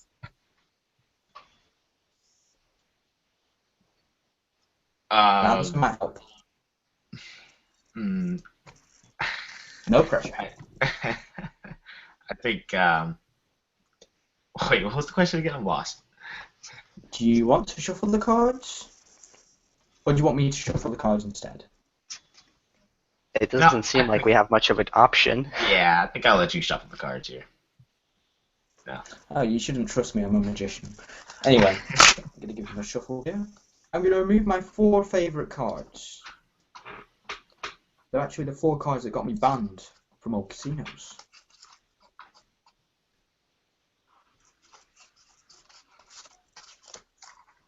Let's get them out here. It wasn't that one, I think it was that one. Yes. Now, these 4 cards are the exact cards that got me banned from playing cards for the rest of my life. And it did make me sad, it did make me want to cry. The first one is going to told me whether your card is red or it's black. Not to be racist. It's a red card. Yes. Yes. The next card is going to tell me if it's a high card or a low card. It is a high card. Yes? Well, a low card, really. Yeah? Yeah, sure. The next card is going to tell me if it's a heart or it's a diamond. It's a diamond. Yeah. It's a diamond. Yeah. And the final one is just really a clarification that your card is the 2 of diamonds. Now, if I went into a casino and I got dealt 4 2s of diamonds like I have now, what would happen to me if I was dealt all these cards into the casino? Obviously, they think you're cheating. You're doing something. Yeah, I'm cheating. I'm going to get kicked out, aren't I? Because I got 1, 2, 3. Now, that wasn't the reason I got banned from the casinos. Do you want to know the reason that got me banned from casinos? Why? It's because I was misleading them. The camera's just stuttered. I was misleading them the entire time. I actually had 1 ace, 2 aces, 3 aces, 4 aces right there. And your selected card is just about 47 cards down. It's not where the 4 aces are, no, and you can check those out. It's just about the centre, which is just about there. And that is the 2 of diamonds. And that's really the only gambling routine I do. Huh. That was pretty good. Cool. Interesting plot. Another hand class. Yeah. And I was going to ask you another question that involves gambling. Now, I know you guys are magicians, and you guys are meant to be professional liars, but you guys are going to have to be honest in this one. I'm honest when I'm here. I'm turned off. I'm not a magician. I'm here as a friend. That was a lie. When you guys play card games and you guys shuffle up and stuff like that, do you guys use gambling moves in your advantage? No. And I'll tell you why. Because people are looking for it the most. And because I'm known as a magician, people don't trust me with a deck of cards. They won't let me near them. Plus, I feel personally that it's unethical. When I'm playing for fun, yeah, I always twist the odds in my favour. But when it's for money, I'd never do that because it's just unsincere to everyone else around me. Sometimes I can't help myself and I'll use peeking techniques to know the positions of certain cards, but that's about as far as it goes. I don't do full-on cops, and I would never consider doing second dealing during a professional game. Although someone who I know called Daniel Madison did. That's how he made his money. He used to play professionally and cheat at undergame card tables, and it got him seriously beaten up, and he nearly died. Wow. Because of the beating that gangs gave him. And then he decided, wait, I can use these gambling moves to perform. And he started doing magic. Hmm. I never knew that. I was always a fan of Daniel Madison. I didn't know that's how he started. Yeah, he said it on his first DVD, Mechanic. I believe the footage is available for free for everyone to watch, the first introduction. Yeah, that's his story. Oh, I learned something today. That's cool. I'm Daniel Madison. And this is my life story. Where have I heard of Daniel Madison? I've heard of him. You've heard of Daniel Madison as the generic magician hipster that is also the face of Illusionist's older videos. Okay, because like I've heard the name rings a bell. It's just that I've never really known much about him. Any more questions, Stefon, or anyone else? Questions about anything I've just done? To go back to the previous one that he just asked about the gambling routines, I don't think I mentioned, but pretty much the only ones that I do are 3-card Monty and 2-card Monty. Most of the time I do 2-card Monty because it is very versatile. 3-card Monty. I didn't count that. Yeah. 2-card Monty was good. Yeah. Yeah, David Blaine's version. Very practical. Very practical. Yeah. I'll be honest here. I do use magic to get free drinks, as I think everyone does. You bet that I can find your card, you get me a drink, and I basically never pay for a drink when I'm doing a gig because they always buy it for me. Or even I'll just be standing at the bar and people just get me a free drink. I hardly ever pay for drinks because it's so expensive. It's like £2, £3 for a drink some places. So I never pay for drinks. I either get them free from people offering me free drinks or I'll win a free drink. And I have used 3-card Monty to win some small money, and I've used it to get sweets. So I've used it to gain, a couple of quid here and there, and to get sweets, food. I used to gamble food with people. Cookies are my favourite, Oreos. I used to do that when I was younger. But yeah, I've never used it to gain a lot of money. I've only done it for a couple of quid because I just don't feel personally it's ethical when I can get that sort of money easily by doing paid performances. Does that answer your question? Oh, yeah. Are the police going to be knocking on my door for the £2 that I won from Stefon Monty?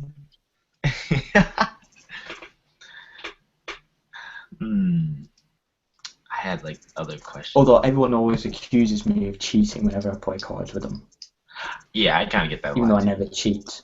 Yeah, You're cheating. I'm not cheating. I'm just playing while you're winning. Yeah, people say when I shuffle cards up, they're like, no, you're doing something suspicious. Like, let me shuffle the cards. I was like, yeah, all right, just take the cards. As I palm off the top ace. Speaking of palming, I was gonna ask you a question. Are you guys into palming? I never really got into it. Yeah, I'm not a great palmer, but I don't have to be. I mean, if you've watched, if you go on my YouTube channel, Stefon, you'll see me do card in ice. And I think it's so blatant when I load the card in the ice, but most people don't actually see it. You just got to become natural with it to the point where you can just hold items in your hand. Paul Daniels, who unfortunately is terribly ill at the moment, which I'd like to just give a couple of seconds of silence just to hope that he recovers.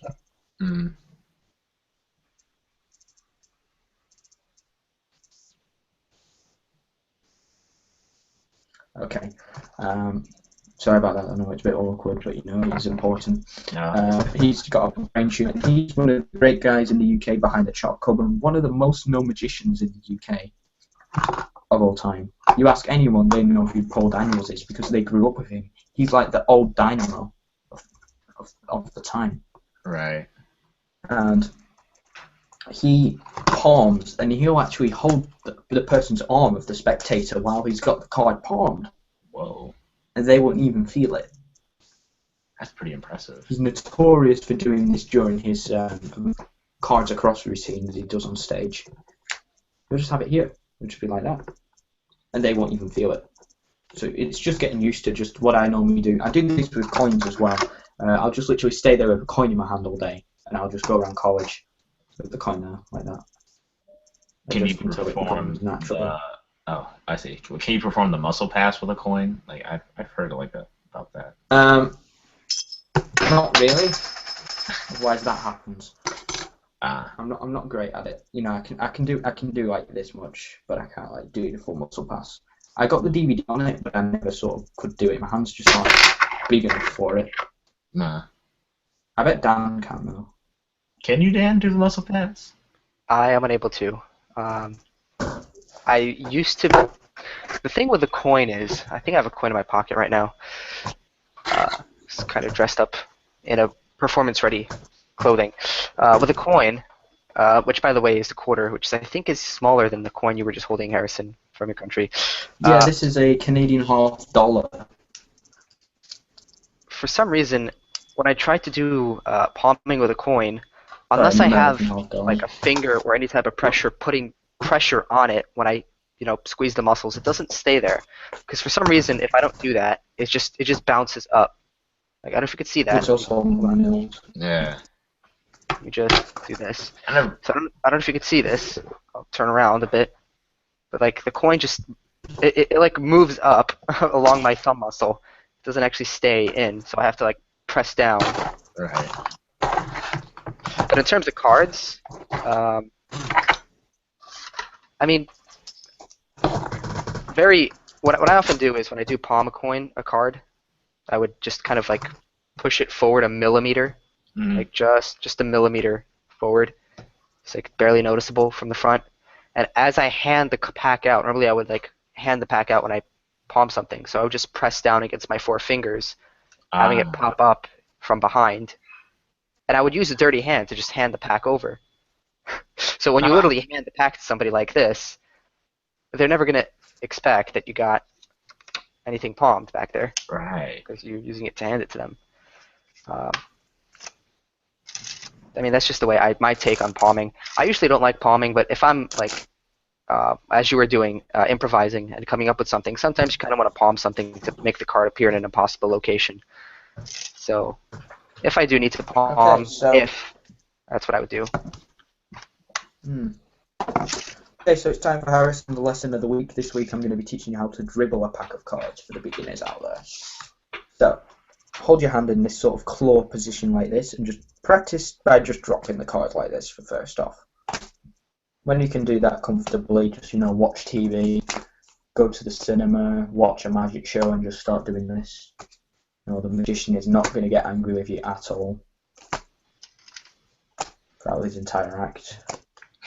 No, really, don't do that. It's disrespectful. And then just my fingers, if you can't tell, my index finger is just along the side of the pack here. You've got your 3 fingers all over the top, and your thumb is just sort of curved around the bottom corner. And I'm just going to push until 1 card can drop. And then I'm just going to start dropping 1 card at a time. It is difficult to learn and master, but some practice and soon you'll be able to do it like this. So it just looks good. But you just got to practice 1 card at a time. And you'll find that you sort of learn it quite quickly. So I'm going to show you again. So my hand is in like a claw position. If you've ever been in, it's like a straddle grip, if you don't know what that is. So there you go. So you've got index finger at the top, and little finger goes at the bottom, and 2 fingers at the side, and my thumb just sort of rests here and chills. My hands just come out, it's sort of like this, and you want to make it bigger so that there's room to catch the cards. Because you don't want to do it and the cards hit the table. You don't want to do that. So, again, claw position, drop 1 card, drop 2 cards, and just practice like that. And then, when you've done that for a bit, you can go on to learn the anaconda, which is a whole other move altogether. I don't think even I can do that. Nah, I can't do that either. Weekly performance.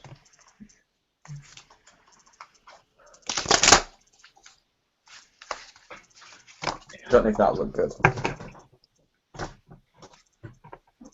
It just takes a lot of practice before you can do it, really. You just have to practice it and then you kind of get it. That's my tip of the week. While I'm on the screen, I might as well tell you about another story about something that I sent you, Dan, Dave Bonsall, and his robbing of a magic shop. I'd love to know your reaction on that. So you're referring to that video where the video that shows men stealing from magic shops? Is that the one you're referring to? Yes. That video. Can I maybe I could put it up on screen. See if there's a way to do that. Yeah, you can do that. That'd be good. I think Stefon would also enjoy that video as well. Yeah, sure. Yeah, you pop it on screen. I'm going to do a couple of colour changes while they wait. I'm going to show you a move. This is Harrison's Archive Pass. Things that I've tried to remove in my life. I gave you a preview of the H change last week. It's back. Ah, he brought This it back. time, oh yeah, I was going to show you mint, my any card at any number. Do you remember? Stefon, this is a trick from my archive of things I've tried to forget in my life and get rid of. You're going to get to see it. Yay! I believe the Any stream card is that you want. currently looking at the screen of the video. Yeah, I think they are too. Can they see it? So yeah, everyone Good. sees that, So you right? figured out how you do that now then. I don't see it. Do you see it? You guys don't see the video. They see the video. I don't see it, but I think everyone does. What do you guys see, if I may ask? I see it now. Yes. Do you got sound okay. as well? Do we have to pay extra for that? I don't think so. I don't think there's sound, but the point is that it's a video of apparently a robbery that happened at the magic shop. So the arrow right now is pointing to two guys that are just walking around. The shopkeeper is the guy who's pointing right now. To the They're guys. kind of suspicious, sort of in black tier. And Yeah. he's just basically buying the chop cup. So this is an actual legitimate looking customer right around. now with a bald hair who's talking to the shop owner. But in the background, Yes. that is apparently the robber. This is actually happening in real time. Yeah, the robbers. Guys are robbing a magic shop, really? Yeah. So the arrow's pointing to the guy who's going to do the first robbery. And it's important to note that there's a $300 gimmick in the circle right there on the table. So you can see it in the red circle. And just look at how blatantly he just look at that. That's Hold Vega, by the way. Yeah. on. Right there. So, did you see that? So Just Vega blatantly. is trying to take. Yeah. On the site, it's £140. That's about $300. And you see that guy in the background who's still looking through that case Trying of to casual. that guy. Just look at that. Whoa, wait. Watch it go. Hold on.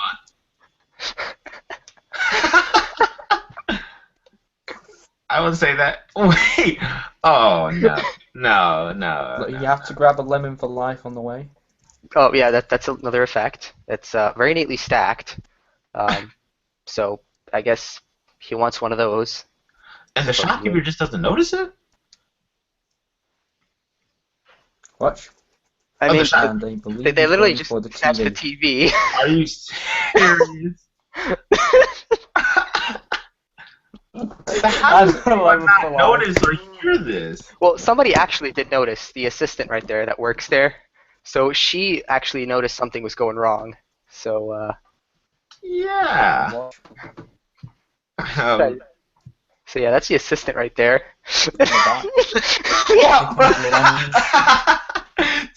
Wait. And now she's gone. And now finally the shopkeeper She's gone. notices. He's like, wait a minute, what? Where's my assistant? And immediately calls up the police. Now, Supposedly. this is fake, but he did actually get robbed at the Blackpool Convention on 4 occasions. He got robbed at the convention. Do you want to show a video of that, or do we not need to? Well, I never seen a video of an actual robbery. and neither have I. I don't really look at videos of people robbing other people, but that's that's pretty interesting.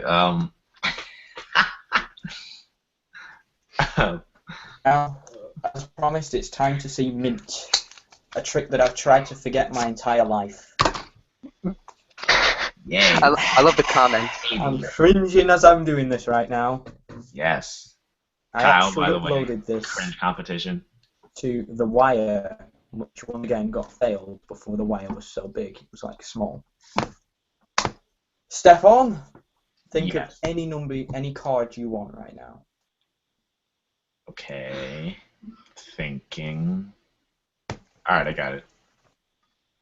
What is it? It's the Queen of Hearts. Queen of Hearts. I'm going to show you that every single one of these is different, okay? None of them are the same. I'm just going to remove the jokers.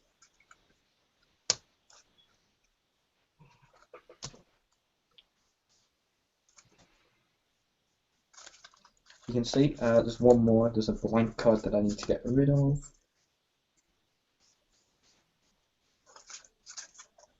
There we go. Okay. Now, are you happy, Stefan, that the cards are all? I've not touched the cards. I want you to name any number between 1 and 52. Okay. I don't want to go too big, but let's try 17. If 17 cards down right now was your card, would you be impressed? Yes, I would be pretty impressed. It is. 1, 2, 3, 4, 5, 6, 7, 8, 9, 10. You couldn't have picked an easier number, could you? 11, 12, 13, 14, 15, 16. If 17 cards down that are all of those cards was your card, would you be impressed? You can scream and go crazy with round of applause. Yeah. Mm-hmm.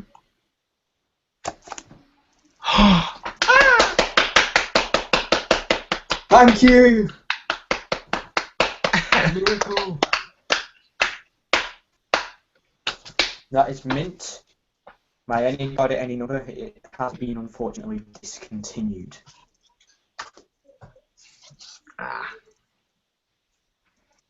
It's cool though. That's pretty interesting. Yeah. TV rights reserved. Of course.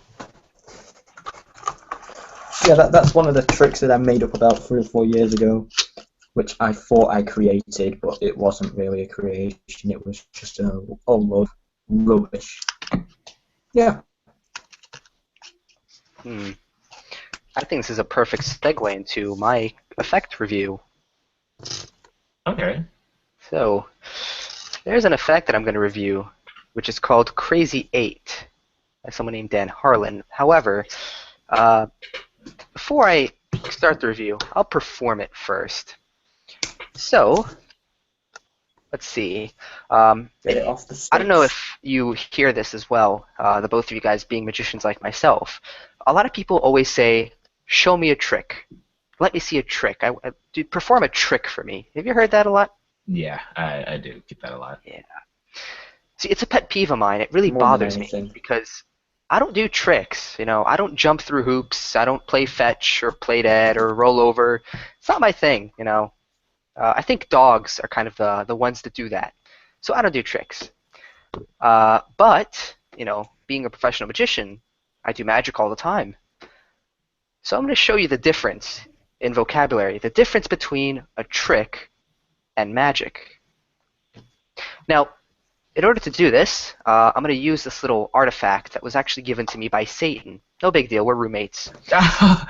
Okay. So essentially, this is it, and it's this weird little designed piece of paper where there's a myth behind it that they say whoever's name is written in this circle has their mind open to be read, so the magician can look into their deepest, darkest thoughts.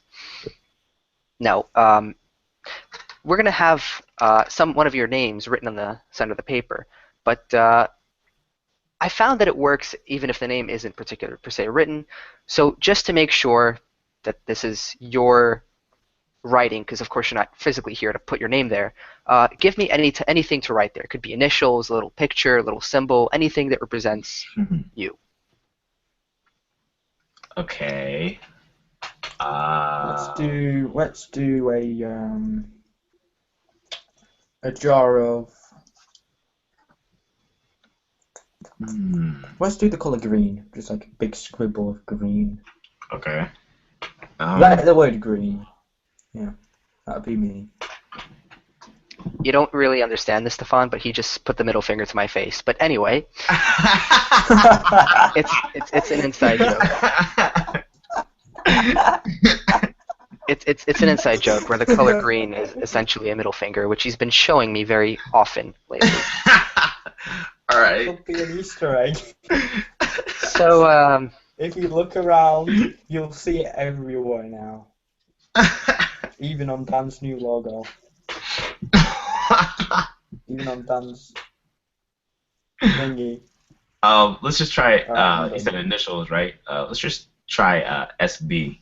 SB. So you're fine with what that, about SB. 19th of June? Okay, cool. So with this pen right here, I'm going to try to keep everything in full view as much as I can. So we're going to put S, B right there. Okay. You can see that, right? Yep. Fully visible. Do you want me to add anything to it, or that's fine? That's fine.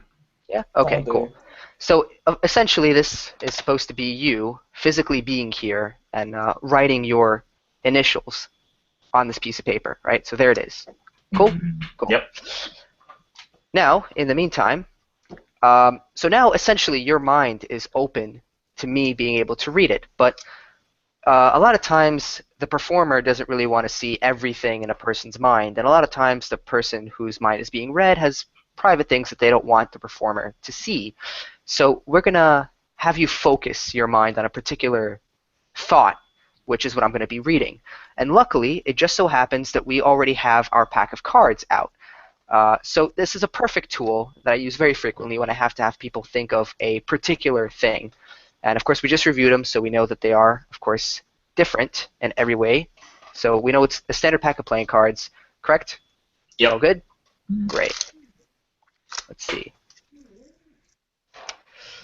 Give him a, ooh. Yeah, see, I'm trying to do a flourish now. It's not really working. Yeah. That's why I don't do flourishes. Yeah. You're not a If juggler. you're honest. Cool. So here's what I'm going to do. Again, I would, of course, spread the cards and have you pull one out. But we, of course, have the same dilemma that you're not here in front of me. So to make this as fair as possible, what I'll do is I'll take the cards and I'll start flipping them over, right? Just like so. I'll push this back. So what I'm going to do is I'm going to go one by one. I'm going to take the cards and just turn them over like so. Whenever you want to, say the word stop. And wherever you stop, whatever face down card we're at is where we'll go with. So one by one, just flip them over. All right.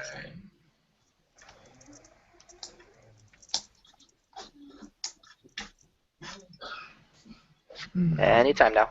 Okay. Let's flip over one more. Oh, stop right there. Here? Yes, there. Stop here. Yes, So you're satisfied here. I am positive. Okay, so to recap, you did not want the Ace of Diamonds, Jack of Diamonds, Ace of Hearts, Three of Diamonds, Queen of Spades, Two of Diamonds, Eight of Spades, Five of Hearts. You did not want these because you stopped me here, correct? Yes. Cool. Now, again, I make this as fair as possible, kind of like sink down low so you can see my face, and I'm looking away. I don't actually want to see what you're thinking of. Take a look at that card. Let me know if I have to rotate my hand so you can see it. Okay, you can. All right, so you got it? Mm-hmm. Yep. Okay, cool. Because I don't want to see this card. I want this to be legitimate and fair as possible. Cool? Yep. So it's right here on top of the deck, and I'll put the deck right there, still in full sight, full view the entire time. This is a very awkward position where I'm practically sitting on my back right now just to make sure everything's in full view.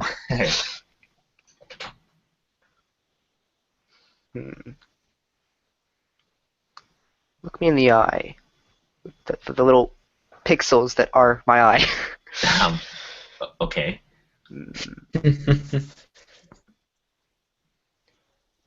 Okay, I'm getting something.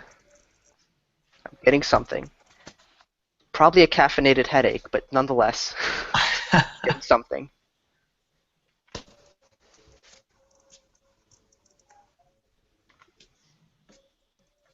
Okay, here's what I'll do. Get my pen.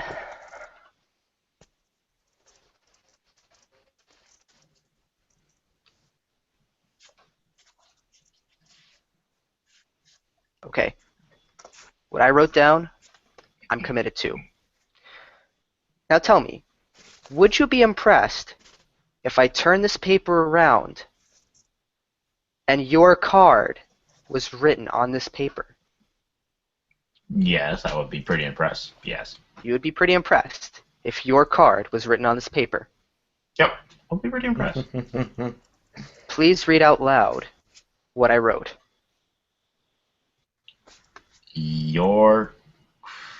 Your card. That's it. You just wrote So, your- so you're impressed, right? Because I wrote your card on the piece of paper. Absolutely astounding. See, now that's the thing. It's not impressive. You know why? Because it's a trick. I tricked you. It's not impressive. People want to see a trick, and then they get upset because It's I the do most something impressive like. thing I've seen all day. Okay. See, now people a lot of times will correct We need themselves to after book him. this. Or so they think they do. They go, okay, show me an illusion. Okay, I'll show an illusion. No big deal. So here's what I'll do. I'll show you an illusion. I'll take this paper that has your signature on it, the one we've been using this whole time, and I'll start tearing it in half, just like so. But we're not going to tear it all the way. We're going to leave, I don't know if you could see this, but we're going to leave just a few of those fibers connected. So it's not torn completely, but, you know, most of the way down. We'll connect this, right? So you can see this, correct? Yes. Yeah. Ring, ring, ring, banana phone. uh, We are never, ever, ever, ever getting back together. So essentially, Sorry. what this creates. Sorry, pardon for the dog. Getting back together. 1 second. Hello. Yes.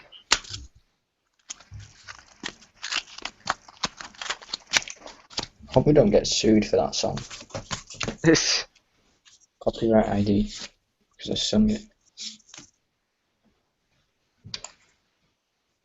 Oh, there's 5 people watching right now. Thank you so much, guys. You're awesome. No comments. Sorry. Whew, sorry about that. All right. Yeah. Sorry about that. Please continue.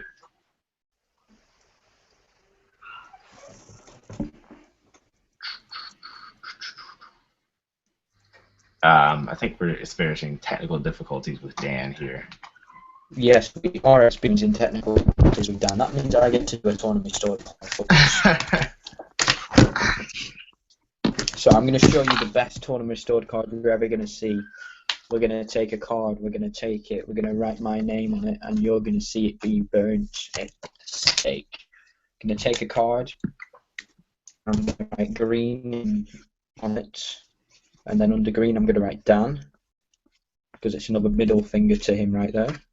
You see this? You see this? Yeah, yeah, I see. I'm going to take it, I'm going to take this green playing card right here. I'm going to fold it up. I wish it was actually green, it would be better, but you know. Yeah. But you can watch it. I'm going to rip it to shreds right in front of you. Now we've got 2 pieces. Do you see them right here? Watch.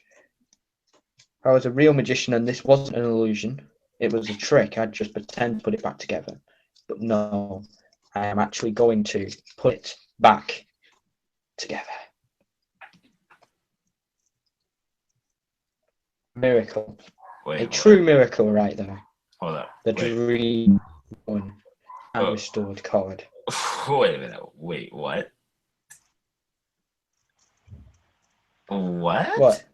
No, I'm just mind blown What? right now. What? Like, I've never experienced a torn and restore effect before. And Where's Dan gone? I have no idea.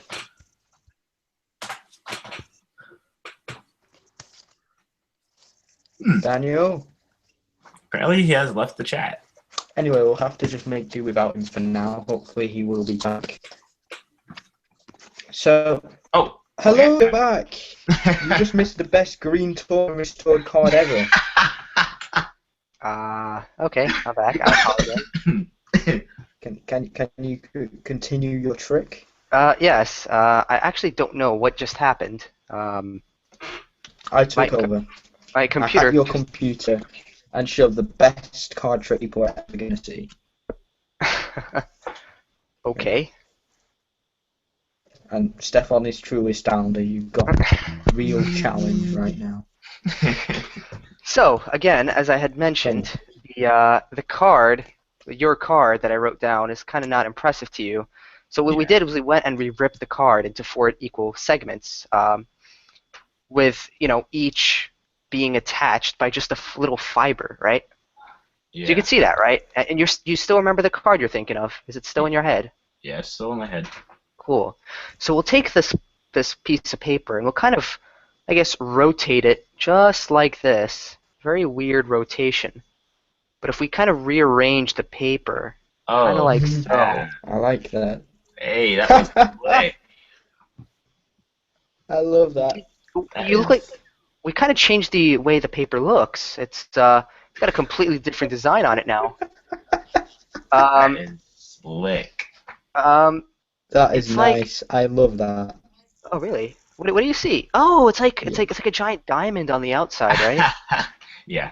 And it's almost like a number, like the eight of diamonds. 7. Were you thinking of the eight of diamonds by any chance? Yeah, that's good. Yeah, that's the eight of diamonds. That's what I was thinking of. Oh really?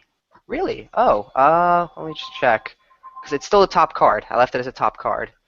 Oh, and it was in fact the eight of diamonds. That's crazy. Yeah. But you know I what's love even that. crazier? That's nice. You know what's even crazier than that?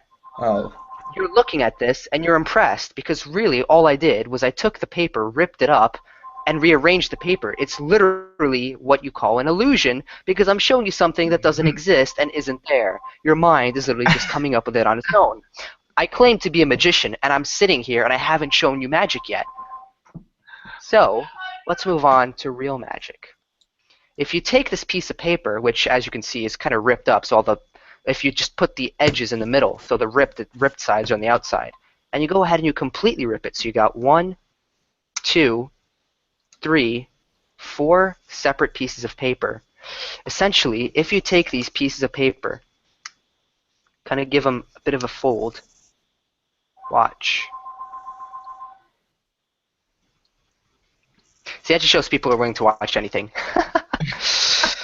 Anyway, you're going to remember this. Remember, your signature, your name, on a piece of paper that was completely ripped.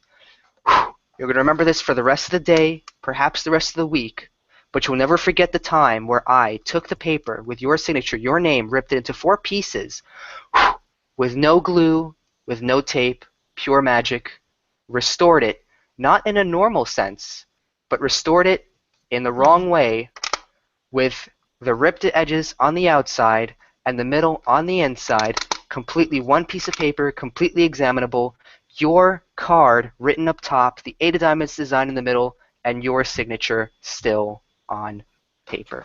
Hey, that was cool. that reminds me of something Sean Farquhar released called Torn to Pieces. That is cool. So is that the entire routine? Yes, this is. And it leaves him with This an is impossible because- souvenir. I feel the method at the beginning is similar to Torn to Pieces by Sean Farquhar. Wow, that's pretty cool. That's nice. That's I like smooth. that. That's smooth. That is nice. I gotta say that's better than my card trick. Miles better than. I feel upset, though, than that I the missed your that can card be effect. examined. I'm kind of upset about that. You can Now I don't always know what watch you're it back. That's true. That's the I beauty of think I having it. uploaded a really bad version of it to YouTube a while, and I'm gonna send this card with Green Dan in the mail to you, and you can pay shipping. Oh man, you guys are funny. If it had a green back, it'd be perfect. It truly would. I don't know what the And if you know the hell what we're talking about, we might reveal this hidden gag in later podcast. Yeah, that's gonna be interesting. Maybe. Or maybe we should sell Stefon off camera what it is. What do you think? Ooh, I would like that. I would like that. Possibly. Maybe? Yeah. Okay, so definitely. that is my card effect. I love that trick, it's really nice. Oh, thank you. So the reason I was doing it, I don't know if you guys remember, is because I was reviewing it. This effect is actually not mine. This is something that was released by Dan Harlan. Yes, see, you're a mind reader. You already know what I'm saying before I say it. Great, that's impressive. So yeah, this is a Dan Harlan effect. It's called Crazy 8. I think it's cool. Very practical. I've been doing it all week today. Not today, but this week. I've been doing it all week. Been getting pretty nice reactions. And it really, what I really love about it is the fact that it leaves the spectator with an impossible souvenir. I think I just crumpled it and threw it away, but let's see if I can retrieve it. It's literally a single piece of paper that's just impossible. There it is. What's the prep like on it? Very quick. I mean, you know, it's a piece of paper. Get a printer. You're good to go. So there's no photoshopping involved, you know. No, absolutely not. I mean, it looks like we just did Photoshop in real life, so camera magic. But no. Because I saw Sean Farquhar do something similar. He used this, but he uses a photo of himself, and he restores it where it's backwards. Oh, that's interesting. It's called Torn to Pieces. Can you do tornado restore effects, Harrison? Pardon? I was like, can you do Tor and Storm restore effects, Harrison? Like both of you can't you? Yeah, I just showed you. That's right. Yeah, that's one that I use most of the time. What I do at the end is I talk about how I want you to imagine this card represents your dreams, wishes, hopes, and dreams. Your dreams, wishes, and hopes of life. And then I tell them to start telling me about the goal, and as they're telling me, I start destroying the card piece by piece. Because you're evil And like then I that. restore it, and then I rip it up at the end and tell them that no one should be in control of what's reality and what's fake, and then leave them with it. 1 second.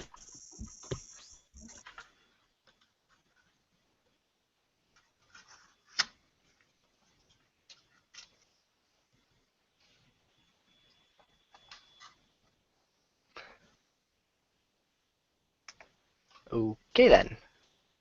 So what about you, Stefan? Do you perform Torn and Restored?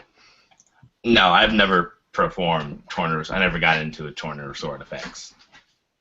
I don't know how to do them. I don't know really. Never really gotten into tornado restore effects really.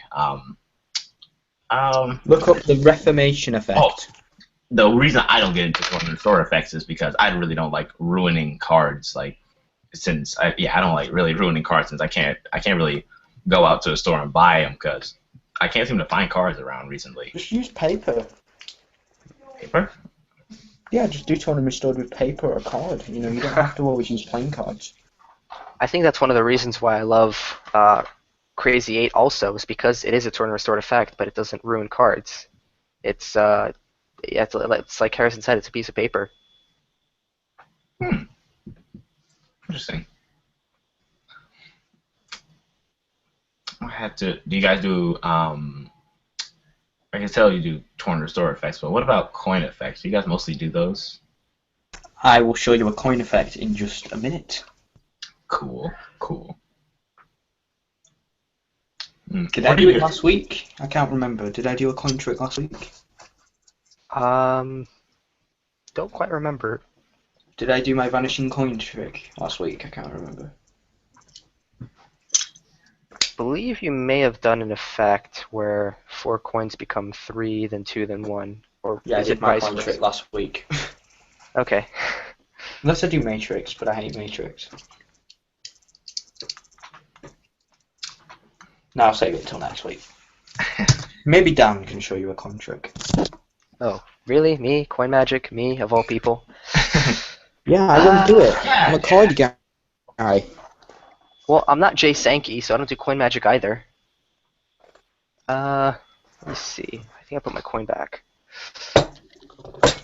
I mean, sometimes I do get the request, oddly enough, to do coin magic, which is weird. What about a rubber band trick? We can do that, right? No, I'm letting you know in real life though. When I do borrow coins from someone, segue. Some people do ask me to do coin magic for whatever reason. But I would tell them, is this coin real? Is this real coin? Because you know what? Here, take a look at it. Make sure it is real. Hold on. So we'll take another coin. Just tell me, is it real? Is the coin real? If you just put out your hand and just let me know, is the coin?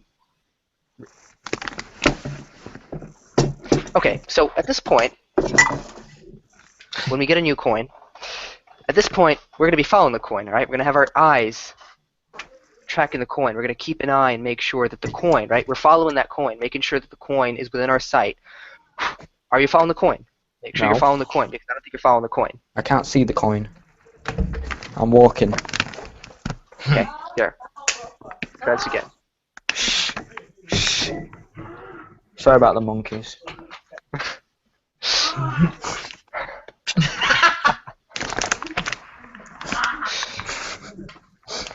Alright.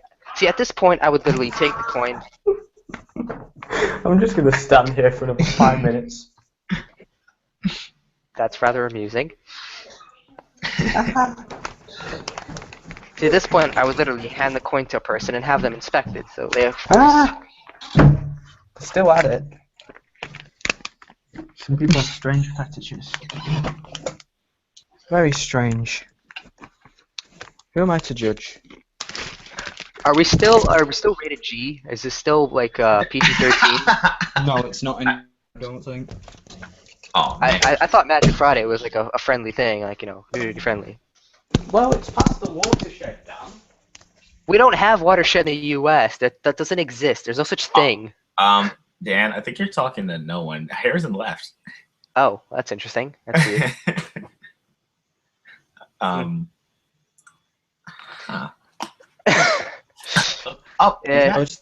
He's back. Okay. What?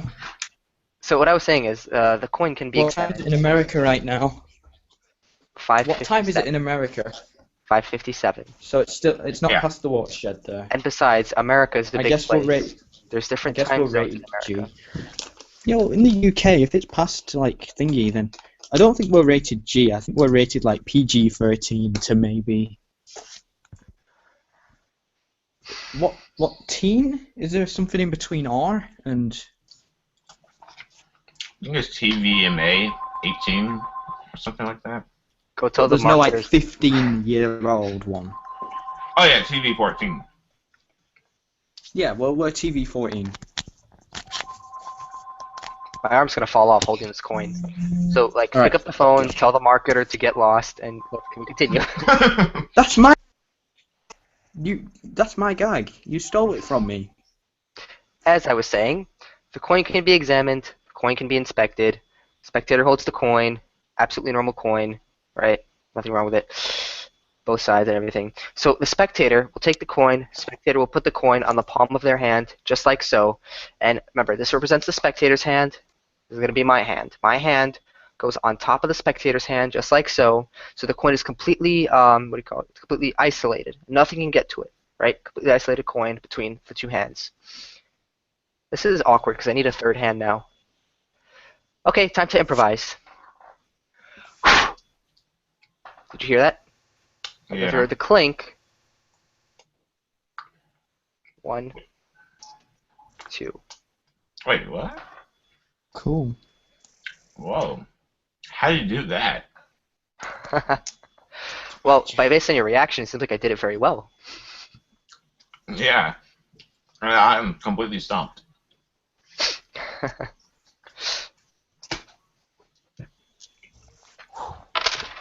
So yeah, that's my little coin routine when it comes down to how coins work. But in the meantime, we've skipped a segment completely during the live stream, which I think is a good time to get into, which is how our week went. This is, of course, Magic Friday, and encompasses a recap of the entire week thus far. So how about you? How was your week so far? Me or Stefon? Yeah. Let's begin with Stefon. How's Stefon? Okay. How's your week so far? My week's been pretty all right. It's been pretty good. I actually today I performed some magic in our local cafeteria or in my cafeteria without cards this time. So I didn't do it very long because I have a list of like non-card tricks and card tricks. So my list of non-card tricks is very low. But I've been recently actually focused on hypnotism instead of magic. Like, I've done with magic. Yeah, hypnotism is That's some. good. Yeah, it's very, very hard. Hypnotism is. We've got to be a bit scarce about what we talk about with hypnotism in this thing. Yeah, because yeah. in For other products, we go yeah, in depth about it. So yeah, we don't want to. We don't want 8-year-olds hypnotizing each other. yeah, for safety reasons. Yes. But yeah, I've been mostly focused on the psychology of hypnotism and psychology in general. I've been mostly, focused on hypnotism because I just want to perfect the art of hypnotism first, because I've already perfected magic. So I'm just gonna mostly do Yeah, hypnotism. work on that. Work on the hypnotism. I've not done it in a while actually. It's been about 3-4 months since I hypnotized someone properly, so I need to get back into that. Just don't have the time these days. It takes 20 minutes to hypnotize someone, then you got to get them out, then you got to do stuff to them. It's a lot of work. It's easy to just do a card trick. Have you guys ever been hypnotized before? No, I'll tell you more about that a little bit. It's interesting. I've always wanted to be put under hypnosis just to experience it, but I haven't. It hasn't happened yet. Yeah, neither have I. Someone actually tried to hypnotize me. It's just that, it doesn't work. I put procedures in place to make it extremely difficult for people to hypnotize me by self-hypnotizing myself and installing certain triggers into my brain so that if they bring up certain topics, I will get up and walk away. I'll just wake up instantly because it's very difficult to get that field of suggestion when you're under hypnosis. So I've sort of impiled filters that help me out a little bit. So if people are trying to do Stefon, I'll go with that. If they forget the name, yeah. But if they're trying to make me forget my entire childhood or trying to make me give away a password, it doesn't work. If they try and make me dance around like a chicken or whatever, no, it doesn't. Yeah. Just limits. Yeah. Limits. And the only way you can do that is really talking directly with the subconscious mind, and that way I can install triggers that can last for years and years and years. Where I can hypnotize someone and instantly just go up to them and trigger it. I used to do this thing, I've got a story actually, where I had someone's arm completely stuck. Have you hypnotized people before, Stefon? Yeah, I have. Do you know what I'm talking about, where they have the stiff arm? The arm catalepsy, yeah. Well, I did, yeah, the catalepsy. So I do catalepsy, but I did it for like 5 hours. Wait. Where they had the stiff arm. And every time I said the word stiff, his arm would go stiff. And he was on a date with like some pretty hot girls. And I was just destroying his date. Every second I'd be like, he'd be like, oh yeah, and how's your, yeah, so what do you, stiff? And his arm just goes straight down onto the table. How are you? Stiff. And it goes like, cough, go away. Stiff. Stiff. And I got told that he peed blood in the morning. So I've always been cautious of doing that again. So now I just make people electrocute themselves to death feel like they're being electrocuted to death until I feel like stopping it. Which I have done for multiple hours, depending on the person. Yeah. I also did one thing where I made someone completely forget who they are, where they are. And these sorts of things, when you get control of this sort of stuff, you sort of lose reality on where to stop. I read an article about a guy who seduced a woman to be with him, if you know what I mean. Whoa. And yeah, he recorded a video of it and sent it to the papers. He said, it's a good way to get in the media. What? He used hypnosis to seduce a woman? Yeah, it's easy to do. I've never done it, just morally, but I can understand that it's easy to do. Huh.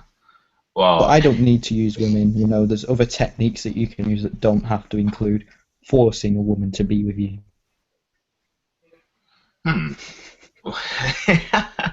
And I that's a whole other topic, a whole other industry, and a whole other mindset and hobby that I have outside of magic. yeah. So yeah, I'm not going to talk I, about that in detail now. I've noticed like Um, almost but every yeah, almost every magician can do some type of hypnotism. Like I've noticed that. Like why is that a reoccurring trend? because they want to learn about it and get into it. You can buy products about magic and then they'll mention hypnosis and it gets people interested. And because it's creating real magic. If you can make yourself invisible to someone, to me that's real magic. I did this to people. I'd take them, I'd say, right, you can't see me, or you see me, but I'm like miles away, and then I just start moving objects, like I'll float things. Then I'll make them stand up and things, and it just creeps them out. And it's Whoa. just a whole other level of the reactions that you can achieve from magic. I Huh. mean, the thing is, I don't know if you've like gotten the experience with this, but in order to successfully pull off hypnosis, you gotta have authority, and you have to be seen as an authoritative figure in order to successfully pull it off Yeah, very you have to have smoothly. confidence. Yeah, Right. when you're a magician, you kind of are put in this level, as you're probably well aware, with the reactions you get. You're put on this I level have, high above, so yeah, you I already have. have Well, you're a higher major status authority. person than them, automatically, and because of that higher status and that hierarchy, that's why the hecklers will actually get at you because they see you as a higher status figure, and their Yeah. status is being challenged, and so they're trying to push you back down to show that they're the alpha. Yeah. That's basically how it works. That magician role automatically it'll make you feel better when you perform. When I see someone's reaction, even if I'm having a bad day, it ultimately makes me feel good seeing them freak out and scream. Do you Yeah. have that feeling as well, where you see someone react and then you become a lot happier and you're smiling a lot more? Yeah. That sort of thing. If I like have something not to entertain me, like I'll just be the entertainment, and that usually entertains me. Yeah, you just go up to people. I mean, the other day I just saw people running through the game, so I'm like, run, run, run, run, screaming, run at them, and they started running. And well, they're like, what the hell is that guy doing? And I'm Yeah. bored, so I shouted, run, run, run from me! I'm gonna make you disappear. Mhm. I love those type of But reactions. yeah, it can be difficult finding that boundary between what is acceptable and what is not, and you can become deluded in a way when finding that. Hint, hint. Yeah. Um, have you ever felt that way, Dan, where you don't know if what you're doing is right or you've gone too far, particularly what happens in your hypnotizing a troll video? Yeah. Yeah, Dan. Please elaborate on that.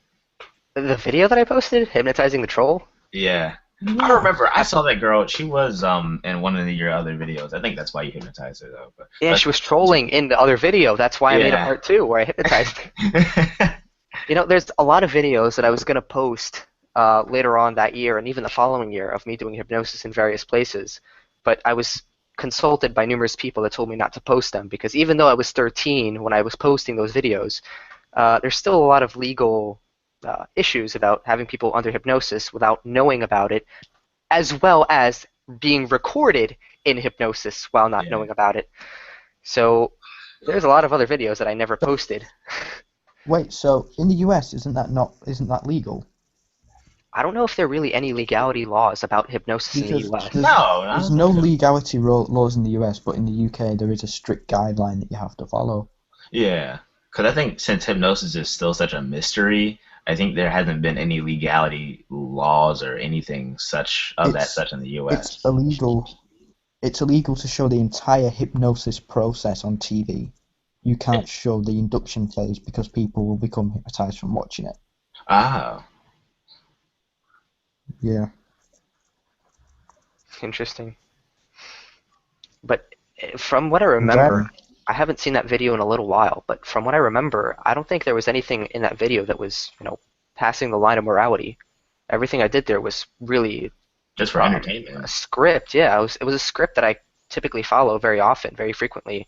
Amnesia of a certain memory, a name, um, the false glue, pseudo glue, having hands stuck together, or having you know, certain your feet stick to the ground or your hands stuck together. Uh, I don't think I even did catalepsy. I don't think I even do catalepsy because Actually, it's uncomfortable. It's pain. I would never inflict that to a spectator, let Right. alone a volunteer that's volunteering for I, this. on the other hand, would. Well, I may using it for maybe a deepener, but I rarely do catalepsy. I think the last thing I I do it did quite a lot. is identity change, where she believes she's Selena Gomez. I think Yeah, you're right. Yeah, you're right. has a pretty nice voice, might I add. But I mean, I don't feel like I've crossed the moral boundary with anything I did in that video. Hmm. Do you feel otherwise, Harrison? No, I'm just saying, do you ever get tempted to cross that moral boundary?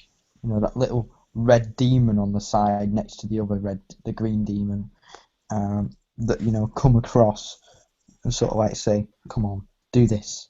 I wonder what would happen if you do that. Do that. Maybe try this next time. What if you did this? What if you made them drink vinegar and think it was Coke?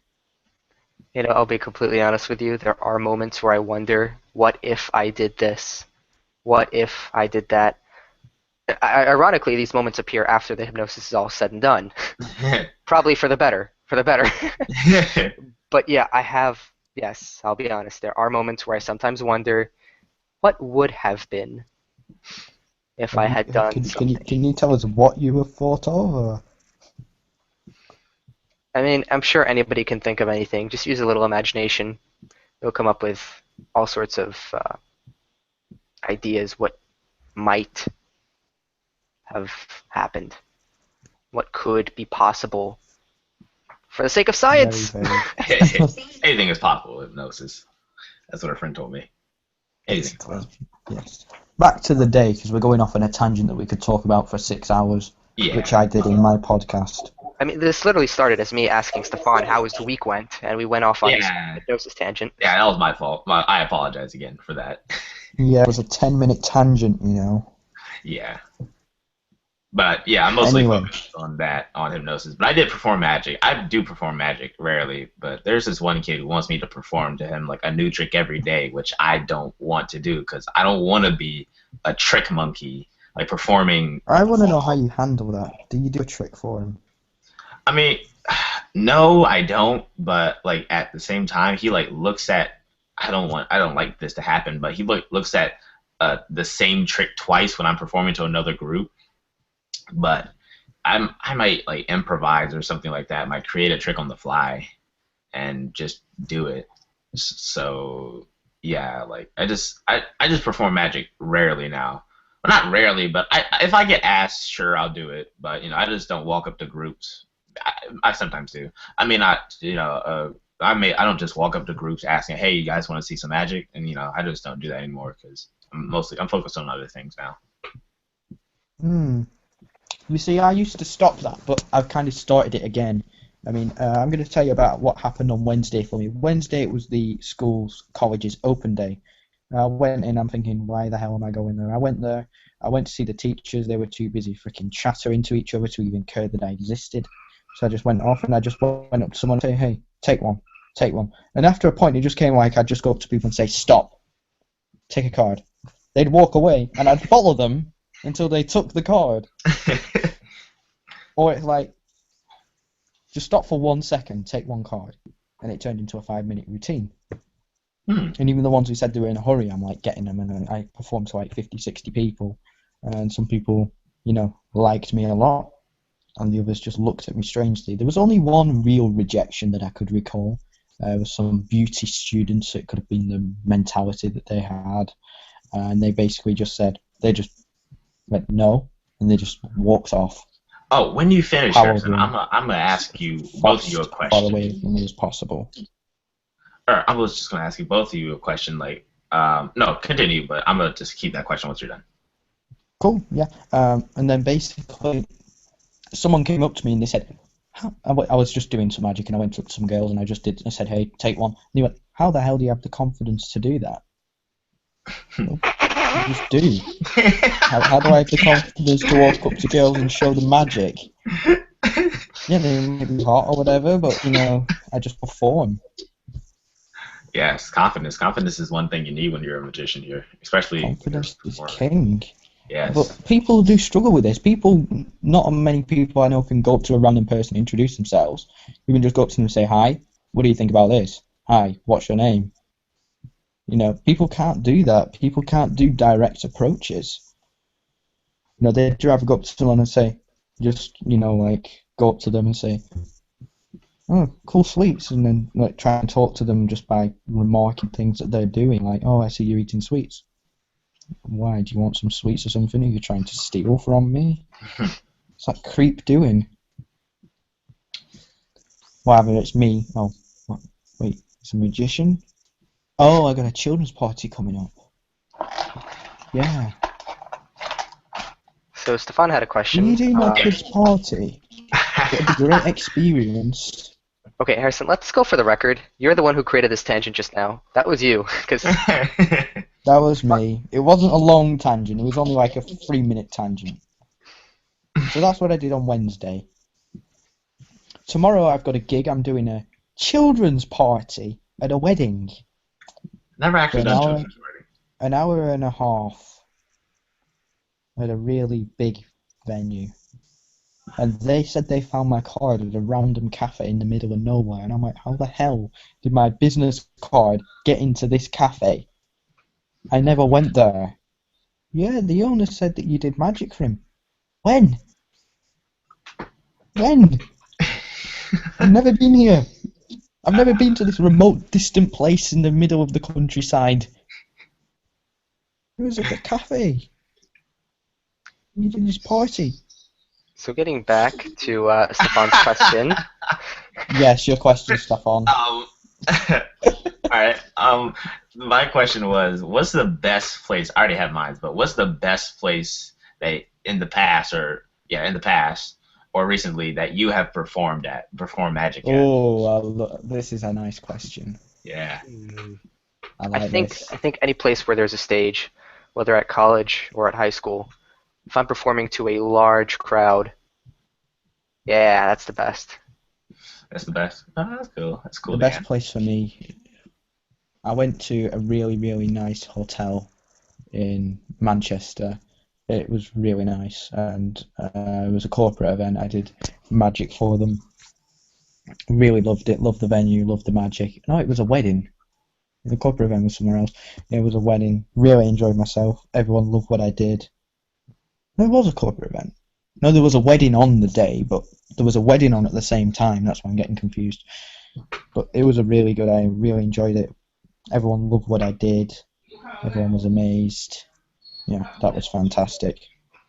And I got to meet good old H, the DJ. But it really differs because, I mean, one day you can do an event in a really nice hotel, and the next you'll be in a slum hole in the middle of nowhere. I just love the overall thing, everything overall. I love it. Anywhere I can be performing, it's fantastic. As long as it's not raining and in a field, which Yeah. I've had to do. No, but you have a solution to that. Use plastic cards, and then the rain's not a problem. Yeah, but it still destroys the suit. Yeah. True, true. And there's still the wind to take care of. There's still the mud that's just going all over my brand new shine shoes. You know? I'll tell you a What place. about you? I have two actually. One when I was in the talent show because that was my first stage performance, and two, I was at this cheerleading competition with a lot of pretty girls there. I know. I That sound sounds like nerdy. fun. I sound nerdy, and but I performed a lot of magic there, which was it was pretty fun. Magic.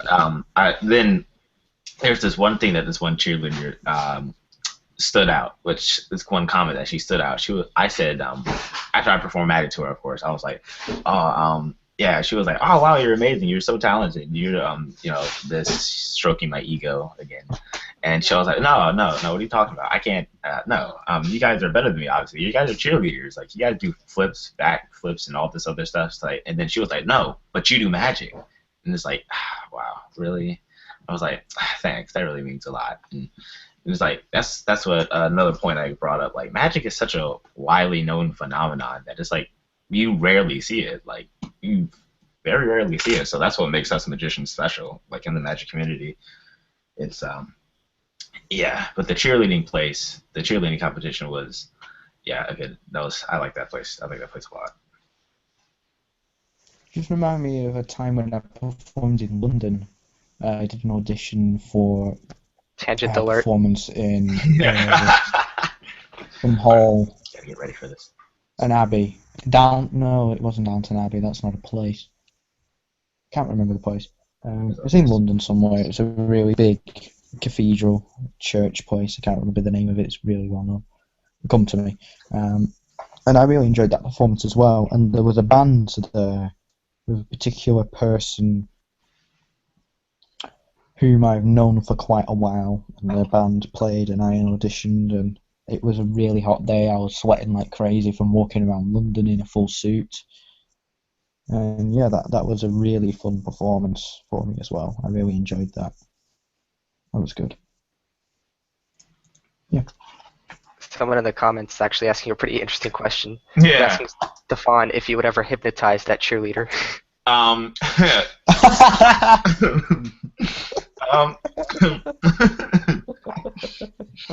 I don't know how to respond to that. I would say if they want to, sure. I would be gladly. Cool. Yeah. That's the thing about hypnosis. You can't hypnotize a person who doesn't want to be hypnotized. So if they want to be hypnotized, then great, I'll just do it. It depends. You can always shock them into it. Yeah. Okay. But at the time, I didn't know hypnosis, so. Yeah. Matter of fact, where? One sec. Take your time. Yeah, carry on eating. It's fine, you know. It's a tea break! No. No. So, No. this is No. the tea break. It's time to go into the kitchen. I'm going to make myself a brew. Okay. Ah, Europeans. Welcome to Brewing with Harrison. This is milk. This is pasteurized green milk. Oh, Dan, guess what? What is that? Guess what, Dan? Guess what? It's What? green. Oh, you use 2% milk. Good for you. That's healthy. It's green.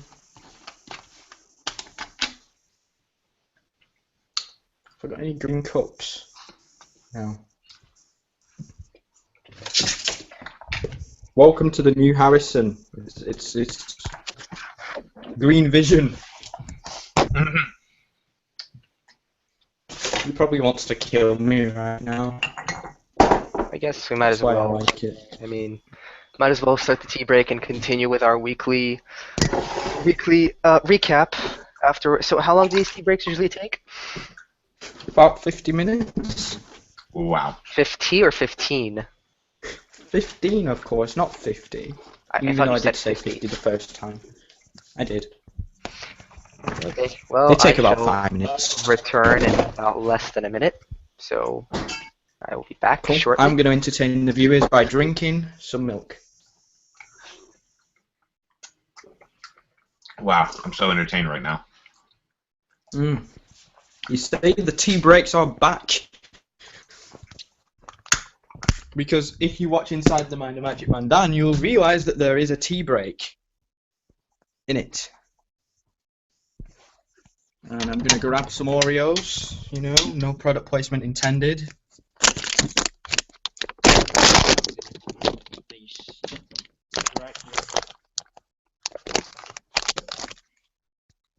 Right here, Stefon. Are you with me? Yeah, I'm telling you. Are you getting something to eat? What are you drinking and eating, by the way? I have returned. Good old McDonald's. Welcome. Have you got any tea? I have not. I will be doing that shortly after dinner, though. So. Yeah, it's too late for dinner here. So it's time to have some. These are. Welcome to the review show. Today I'm going to be reviewing peanut butter Oreos. This is a peanut butter Oreo. Peanut butter Oreos. Yeah, they're quite new. They're limited edition. We're going to dunk it. Ew, why would you dunk Oreos? Because they're awesome. Have you ever done it? Never. I really don't. You don't know till you try. I'm gonna leave it in there for a bit because I like it to sort of, yeah. Wow. It's peanutty. But it's that sort of fake peanutty that you get in Reese's. Oh, that's actually pretty good then.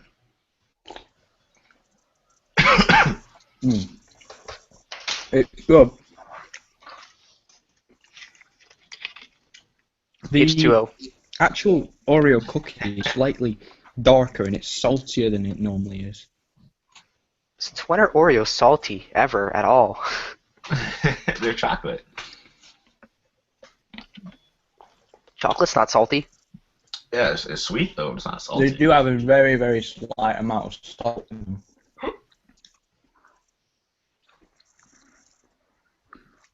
And this one is extremely salty. It's saltier.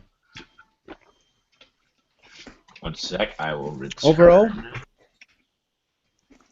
I would say you got to go out and get it now.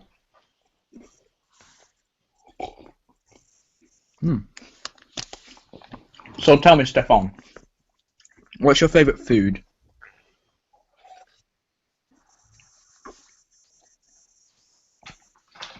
Okay, I have returned. So tell me, Stefon, Yes. what's your favourite food? Snacks related or food? Food. Okay. My guess would have to be chicken and chicken sandwiches. I love chicken. That's quite boring. Chicken is delicious. Yeah, I like grilled It chicken. is delicious, to be honest. I like fried chicken, You gotta have peri chicken. especially with chicken on a sandwich. Oh, I can't. There's gotta be peri. Shit. Gotta be from Nando's. Tell me, what's your favorite food, Harrison? My favourite food is a dish which is from the Romans called spaghetti carbonara. It consists of cream and egg pasta with cheese, with like a creamy cheesy sauce. And it's pasta, and then you have bits of pancetta, which is like bacon in it. It's really nice. What's your Really favorite food, Dan? Pizza. No, I am American, but no, not pizza. It's not cheeseburgers. My favorite meal is very oddly specific. It's a Chinese dish. It's Chinese white rice with chicken and broccoli, but it has soy sauce and duck sauce mixed in with the white rice with a glass of water.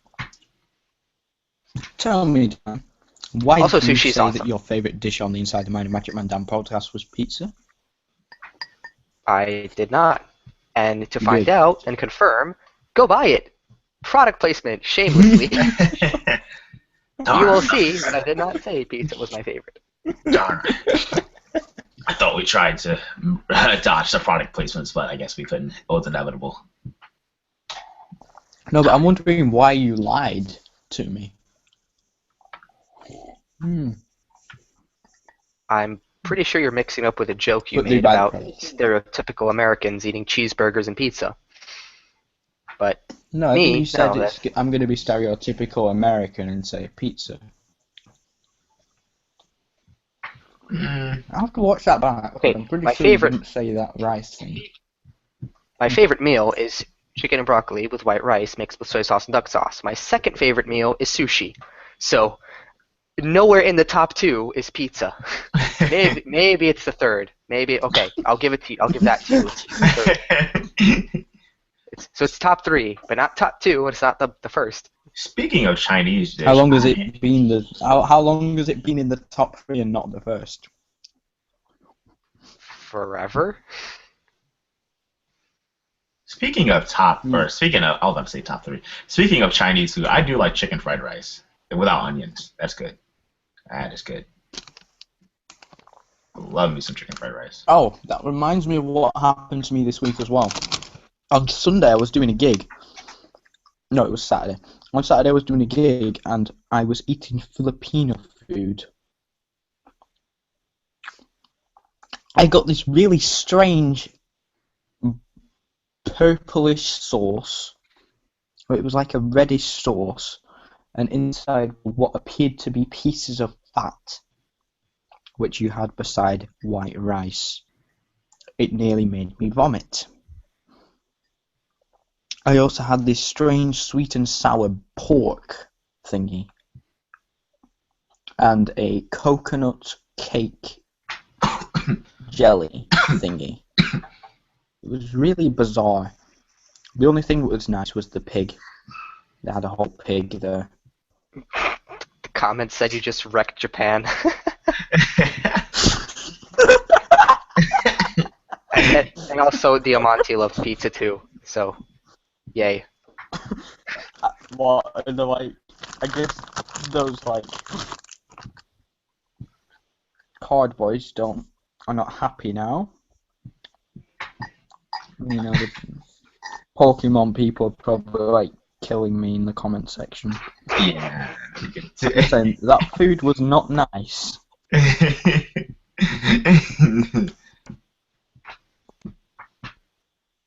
Have you guys bought any Girl Scout cookies recently?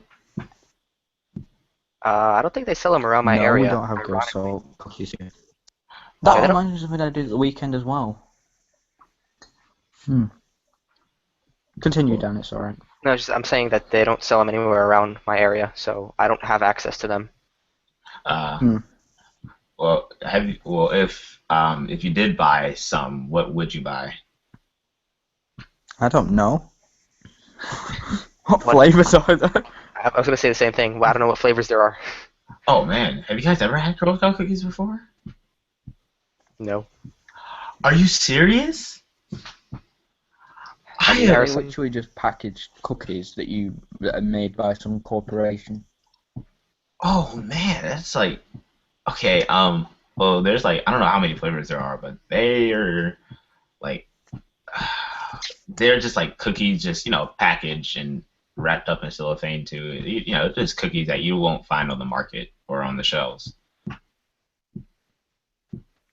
It's like that's what makes them so special and what makes them so good. Like you just won't find them on the shelves of like supermarkets and stuff. Back to what happened in my week. Yeah.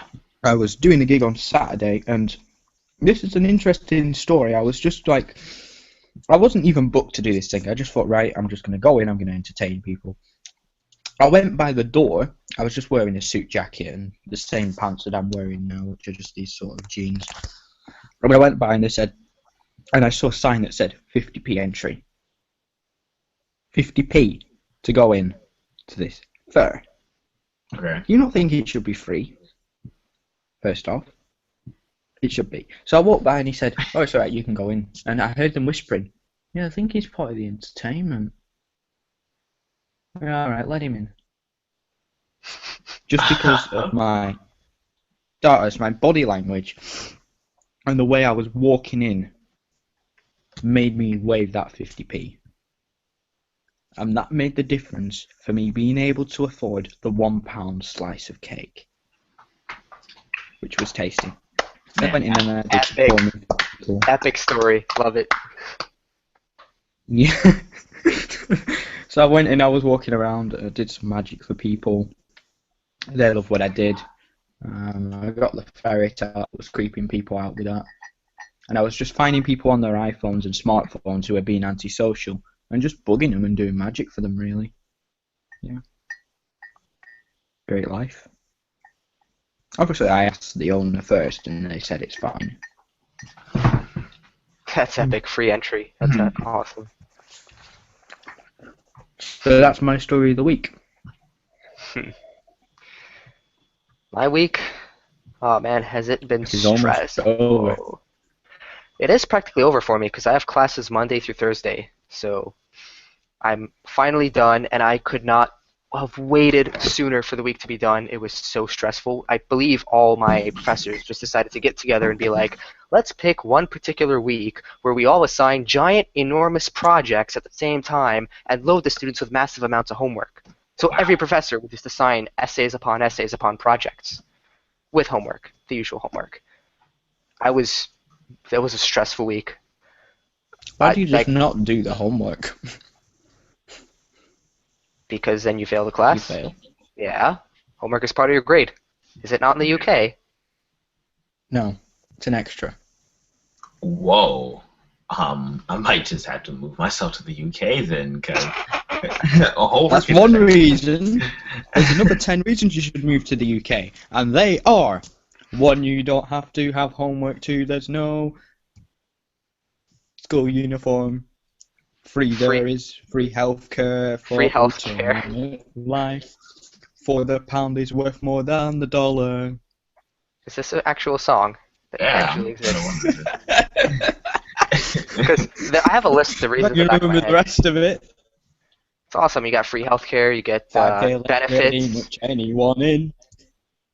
Get like 6, there's unlimited benefits of this country. Come here and they'll give you 50 quid a week.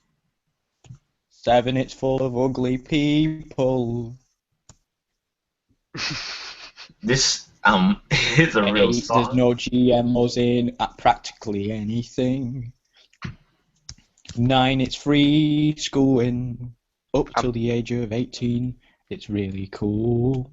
Higher minimum wage than the US. Any more reasons, just let me know. I'm fairly certain Harrison just came up with Basically, it. get away with copyright infringement. Yeah, Low internet speeds that everyone will love. This is definitely going to be an extra, like a separate video on my channel. Just Harrison talks about the UK. Harrison.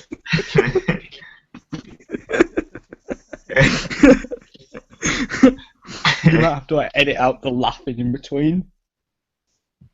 And we got loads of great magicians. We got loads of castles that are real, unlike yours. Okay. I think the And we magic got castle's the real. magic circle. The magic circle is an awesome magic society. 10, we got Dynamo. 11, we got Darren Brown. I'm trying to think of more. What else is there in the UK apart from 9 and 12 things? So, as I was saying about the week, I think we should have warned them about the tangent, or more like the song and dance of how good England is. But anyways, I wanted to sing for a change. stick with cooking with Harrison. It suits you better. So, as I was saying, Speaking of which, how do I go on to a serious topic now after something like that? Harrison, making the serious topics more silly and all. I'll sing along. Rated PG. But continue, Dan. What were you saying? Next week, 13 Double MD reasons of raps about the racism. US. Yeah, make one about the US. Guns are practically free. No, they're not. Oh my People no! live Expensive they are? everywhere. Free. Free. No. No one has to pay for anything apart from healthcare. Low Everything has a minimum cost. wage that everyone loves. A big fat Donald Trump. As I was saying, And an iPhone in a pear tree. Okay, I'm done with the song. It might come back in the next episode. it'll probably come back in about a minute, I guarantee you. I say second. So Okay. a lot of people actually were kind of wondering as to why my channel hasn't had many videos uploaded to it besides the stream. The stream is pretty much the only thing that's been happening as of lately. Yeah, including me. Right. So there's actually been a few things that have been standing in my way of producing videos, one of which being college work, the other being side projects, which I work on with Harrison, so that takes up a lot of my focus as well. But also, A lot of time. right. Also, Basically a this lot of week, time. besides the stress that I've gone through, the actual highlight of the week was a Gig? person that I met and spoke to And this person, who's the person that used to be my cameraman in a previous, I think last year or the year before, so we finally met up for the first time in a long time, and we have scheduled a weekly basis to go and record footage. So now my projects that I'm working on will be able to be completed at a much faster pace, and I can put out YouTube videos more frequently, and hopefully on a more consistent basis. So that's cool. If he's watching, then I don't know if he is, probably not, but thanks if you happen to see this. I guess I'll see you on If Tuesdays. you're watching, you can get a free copy of Become a Magician just for being awesome. Only if you're watching, no. And if you're watching, If I never see this offer doesn't exist to you. and if you're watching, and if I'm here, then hi. Hi. Hi So from that's all cool. of us. Hi. So that was cool. I mean, that was the highlight of my week. Yeah, that was about it. Just the stress and that one person that I spoke to, which made up for the year, I guess. So what are you going to do if you're back on uploading videos? Are you going to be performing the same effects to different people, or is it just going to be like a new effect like each video, or like a new effect to a new group, like every, I don't know, Tuesday, every week, you say? Yeah, I guess. I mean, what I plan to upload is just whatever creativity in my head shows would be a great video. As of lately, I don't know why, but pranks have If it become, was me, as I was saying, pranks I have would become upload a on big. Saturdays. Yeah. So pranks apparently have become a big thing in on YouTube. I don't know why. I think it's something Sam Pepper started a while back. I don't know. But a lot of people are just uploading pranks and watching prank videos. I had the thought at one point, what if you mix pranks and magic? What kind of combination would that make? And You actually, get I've been working on a Rahat. video. Sorry? You get Rahat. What? Magic of Rahat? Oh, the magic of Rahat. It's a The YouTuber. yeah. Is that an actual thing? Yes. His name is stupid. And if he's watching, hi. Magic of Rahat. Oh, so it is a pranker, a prankster, prank artist, whatever Yeah, you but want to he's call him. also a magician as well. So that's Hmm. Also, there's this guy, Rich Ferguson. He's also a magician who sometimes does pranks. Which, Oh yes, the icebreaker. Yeah. so Rich Ferguson, that's the kind of thing that I envision. But of course, I'm going to come up with my own unique versions of pranks to pull off. Dum, Um, dum, dum, I mean, I don't want to say too much dum, because dum. I want to, you know, kind of want you to see it. But let's just say that the first project, in that sense, that I'm going to try to work on involves ghosts and spirits. Ooh, is this something that I've done as well, Dan? Speaking of that, that's another idea I've had. The thing you're referring to, because I'm pretty sure I know what you're referring to. That's another project I was Yes. thinking of in the back of my head, because there is I actually a haven't. haunted. I should review that actually. Yeah. Right. There's actually a haunted place at my college that no one goes to, except there are a few select people I know that have actually been there, because it's hard to get there as well. It's I'm not going to say too much, again, for people that somehow stumble upon I this think video. you talked to me about this. No, not the dorms. I probably told You you talked stories about about the this. dorms, how weird things have No, you happened told me in the about dorm this rooms. place as well. Yeah. You mentioned this place, but you didn't go into detail. Hmm. So I'm going to be doing some tests in that area to see how haunted it really is in a separate project. But the one I'm primarily focusing on is going to be a montage of something different. Probably I'd ghosts. Duke I'd say montage. I'd say, Dan, if you were going to upload on a weekly basis now, I would, well, this is just me personally, but I would suggest you get a social media account. The Facebook is good too. That's good. But if you're going to keep your fans updated on when you're going to like post and stuff, like that would be a good idea. Are you going to plan that in the future? Like get a social media account for your fans? Yeah, thing is, that's one of the things that I said don't follow my example, and that's the one thing you don't follow my example because I don't have social media in every platform. I don't have many. So you want to do that if you want to, be a successful magician or any person that's Also, out there. You want social media, which I do plan what to social media are eventually. you on, by the way, Stefan? What was that, Harrison? What social media are you on, Stefan? Okay. No, I am on Instagram. I'm on. I don't know. No, don't follow my Facebook. Just follow the ones I mainly go on are Instagram and Snapchat. I don't have a Twitter. That is until I got rid of it. But follow my Instagram, my Snapchat, my Instagram. Follow me at Harrison Horton Magic, and Twitter and Snapchat it's Harrison Horton Magic. Facebook Harrison Horton Magic. Twitter it's Harrison H Magic. YouTube HH Magic 2012. Yeah, do it now. I see you doing it. Awesome. I'll follow you back. But if you guys want my Instagram, it is Altered Reality 120. I think I'll show it up here on the stream here. You guys can see that? There's your plug. Yeah, that's my plug.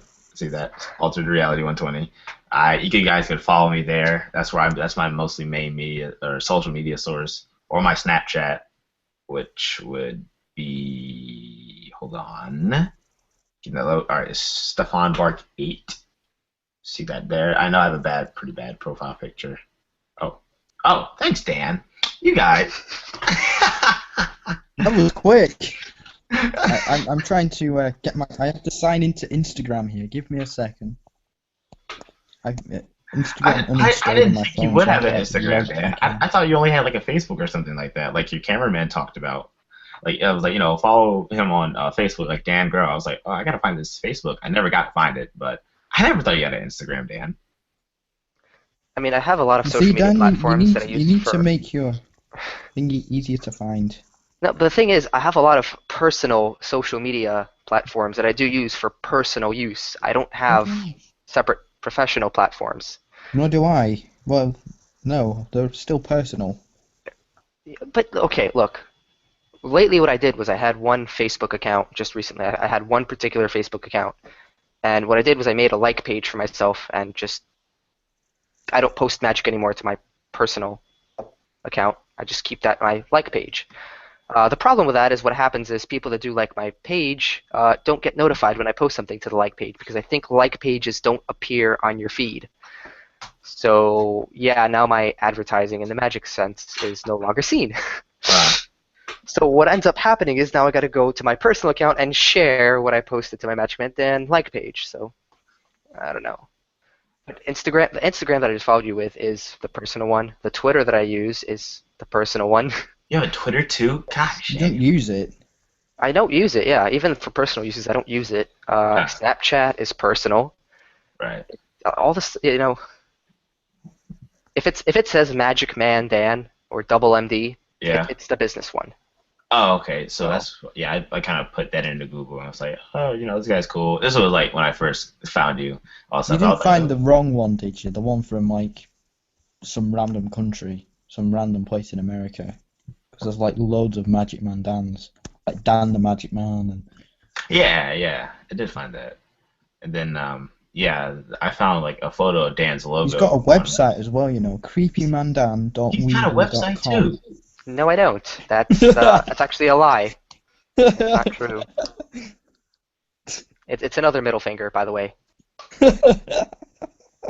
Yeah, I do a lot of like middle fingers to Dan. It's just a game that I do. It's fun. It's fun, isn't it, Dan? Ecstatic. No, it's sleep. Damn, man. How long are you gonna be? But it is a real website. You should check it out. It's a fun site. Yeah, so Maybe I can give like a discount code for those who go to the site or something. So I got another question for you guys. What are your most suggested? Oh, 1 second. I apologize, Dan. Guys, it's been fun, but I'm glad to cut this short here. It was nice talking to you guys. Cool. Dan, it was nice meeting you. Harrison, it was nice meeting you as well. You It was too, nice man. having you. Yeah, thanks, man. Yeah, it was great. We've learned so much. No problem. All right, and See you later, man. I I'm shall sorry you teach had you to guys. go just before he answered his question. Yeah, Are but you going? things happen. So, Could you just finish your question? yeah.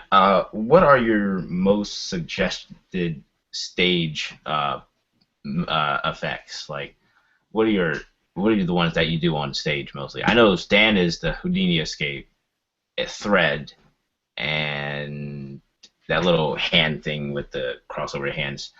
And I think that was about it. And the invisible deck. I think it's the invisible deck. But yeah, the invisible deck. But I don't know what yours is, Harrison. Harrison? I love it when he asks for a question, doesn't answer it. Okay, that's great. I'm so sorry that you had to go, Stefan, just before you answered the question. Wait, is Dan not here? Yeah, I'm he is. right Cool. here. He's right here. Cool. Can you finish your question just before you go? We Okay. he just asked it and you didn't answer. I wasn't here. The call I ended. Oh, that's I got kicked off for some reason. Yeah, sorry, I didn't hear you.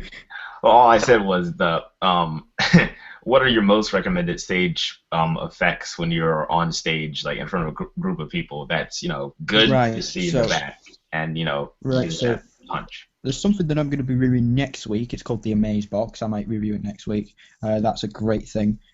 Read a book called Maximum Entertainment. You'll find loads of good advice. It's not going to teach you tricks, but it's going to teach you theory that you can use on stage that will really benefit you, and how to find tricks that suit you. And it teaches you, like, magicians who speak too fast, magicians who talk too fast, magicians who are unconfident, how you can break those things. Professor's Nightmare, Linking Rings, Ring on Rope. Sponge balls are always great if you need to fill time. Hmm. Shoe business is something I've been experimenting with. I think Dan's got more experience with it than me. Any trick that you can do that'll play and be visual on stage. I wouldn't recommend doing close-up tricks on stage unless you've got the close-up camera. So don't be doing things like clutch on stage. I just wouldn't do that because of like the spacing and things, because it's not going to be very visual to those right at the back unless you use jumbo cards. Oh, okay. Try and not do, again, small card tricks on a big stage. If you want to do a card trick, Smart Ass is a great trick to do. Let me think what else there is. Develop a manipulation act. You never know when you're going to use it. If you need to do it, you can use that. Dan, are you going to quickly give your list? kind of went over it during the time where you disappeared, but Yeah. I'm Oh, noticing that's all right. I'll you've also disappeared from carry the on then. stream. Once again, the stream can't see you. Really? Yeah. Urgh. Why? They I can't don't see know. me now. What the hell's going on with technology? They can hear me though, right? Yeah, we can hear That'll do. You don't need to see my ugly face. you. Right, where was I? A zombie ball's great if you can handle the pain of the ball.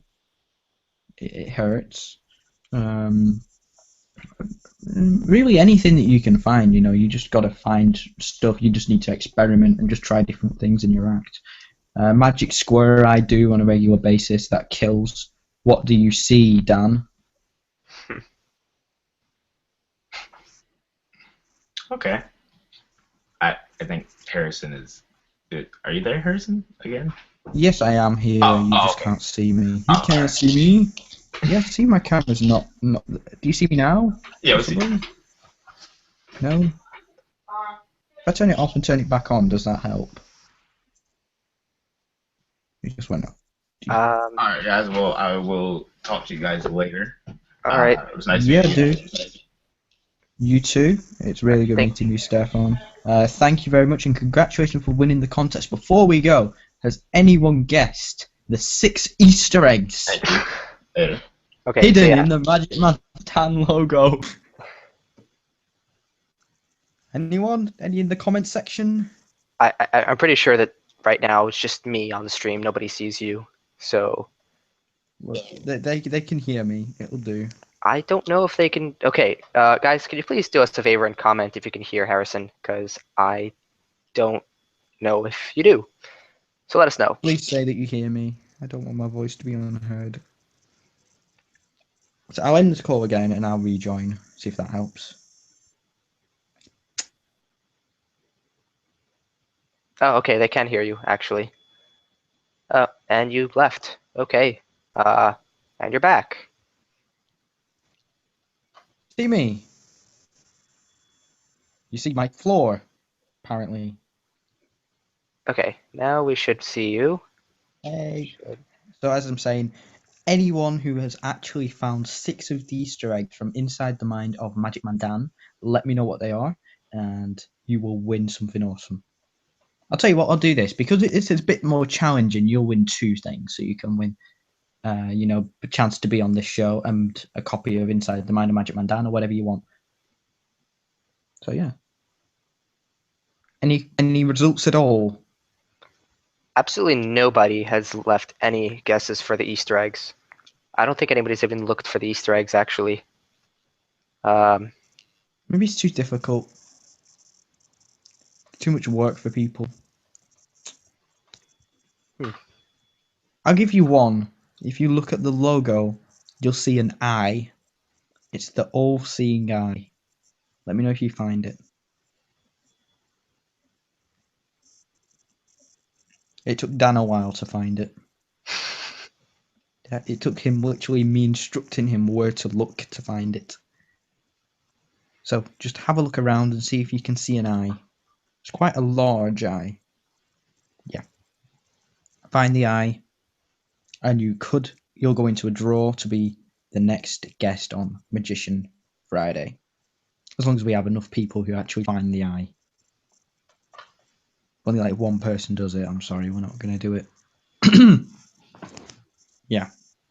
Find the eye, find the eye, find the eye. Could you put an image on screen of the thing? Perhaps.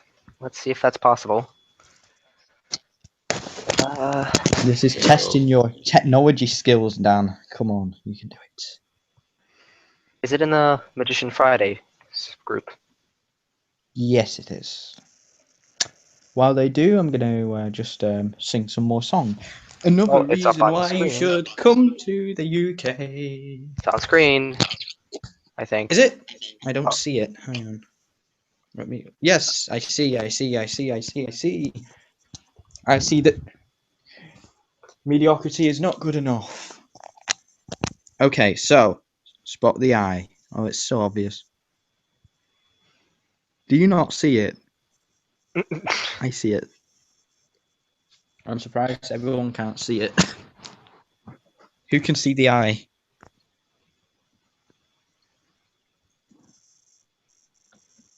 I can see it really clearly for some reason.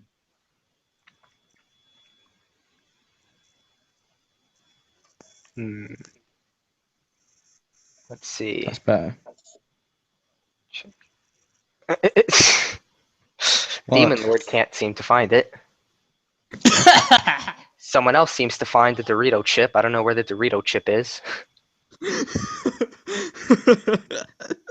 There is no Dorito chip there, or maybe there is, but I didn't put one in. What? Someone found a dick now.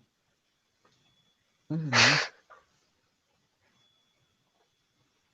What else? Any other comments? What? Demon Lord seems to be getting upset that he can't find it. Make sure you're looking at the new one with the syringe on it. It'll help. I am putting up. I did put up the new one. I'm just making sure they're not looking at like an old one or something. It's on the screen. They just look at their screen. We're streaming it. I don't know how people aren't seeing this thing. You see it, right, Dan? I only see it because I know where to look. Yeah, but it stands out for me.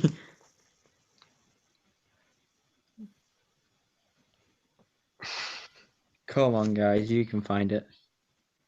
If 5 people find it, the first one to find it will win a prize. Somebody That's said how he nice thought he I'm gonna found be. Frosted Flakes. Yeah, I don't see any frosted You've flakes got anywhere. you've got to send us an image, and you've got to like circle where it is so that we know you found it. So like take your drawing tool and circle around it so that we know where it is in like red or something, or in green. Yes, In green. please do it in green.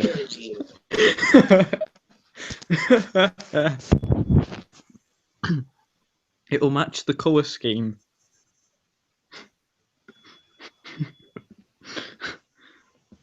I should like recolor everything so they're all in green. Like there's no red, it's all green. Did I do that? Like the green heart, green.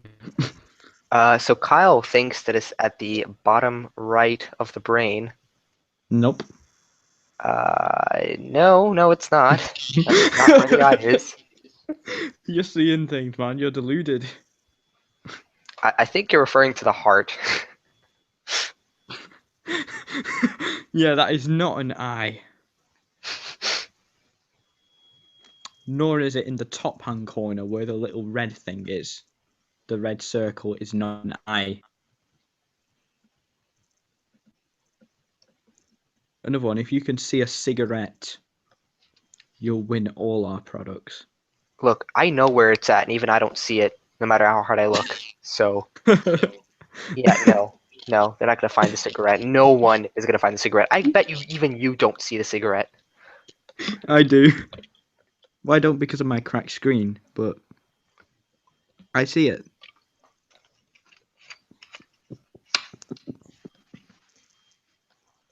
Come on, people. Okay, Kyle's now just guessing random places. He says on the brain now. No, it is not on the brain. No, it's not on the brain. I can see why he thinks that though, because it does kind of look like an eye, but there is no eye there. It'll I be can't remember funny. if I put a spiral in there as well. It would be really funny if he guesses every single possible location on the picture except for where it's at. Because right now If he he's finds basically it, if he finds it now, it's just for fluke. You know, you're not getting a prize. Well, you can get entered into the draw, but you're the only person trying. Where is it? Come on.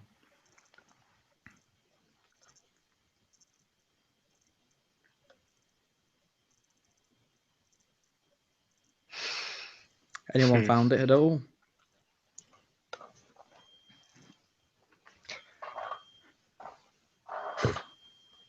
well. It stands out so badly for me. In the meantime, for those of you that are not searching or have given up searching, let us know in the comments if there's something in particular you'd like to see next week. Perhaps something you'd like me to teach next week. Yeah, 'Cause and something that I'm gonna review, because if you send in review ideas, I might look into it. And don't you even think about sending in the new Illusionist release Chroma, because I'm not even gonna have a look at it. I'm sorry, I'm what? not. Chroma? Yeah, Chroma? some Illusionist thing. They basically like released a teaser saying it's coming soon, and then it came out the next day. That's That's not pretty how you soon do a to me. teaser. That's not how you do a teaser, is it? I You mean, don't it release a says, teaser a day before it comes out. well, it says coming soon. Soon is, well, the next day is soon. Yeah, but like you release a teaser before it comes out, not like one day before it comes out.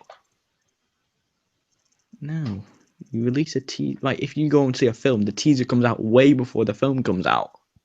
You don't go to the cinema and suddenly a teaser appears for a film that's out tomorrow. Doesn't work like that. Any suggestions at all apart from Chroma? Maybe you can leave Chroma if you just want to irritate me. Leave it in the comments. Also, what did you think about the Fred review apart from the fumbling, the Vectra? Do you think it really held up a pack of cards? Or do you think it doesn't qualify to do that? And tell us if you liked the special guest appearances, if you think that it's a good idea and we should continue it. And we will. I think people like the special guest appearances so much that they're asking to have Stefon in the next session. We can do that. So,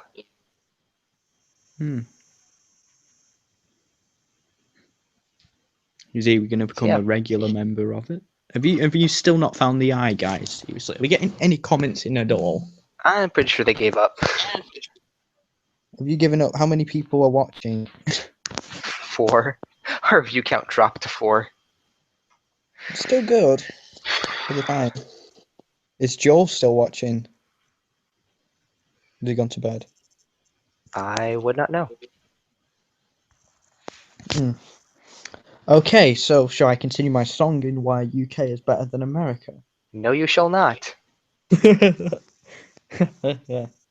Are you going to sing a song about why the US is better than the UK? I shall not. Why? It's fun. Where are my cards? All right. Well, Where are my cards? I guess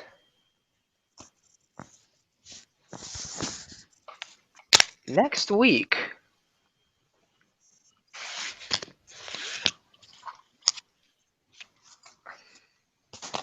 Next week. What we learned how to dribble this week, correct? Yeah, was it a good tutorial? What did you guys think? Was it any good? It was a bit quick. I don't think we need a 20-minute explanation. We're not trying to fill time on the DVD.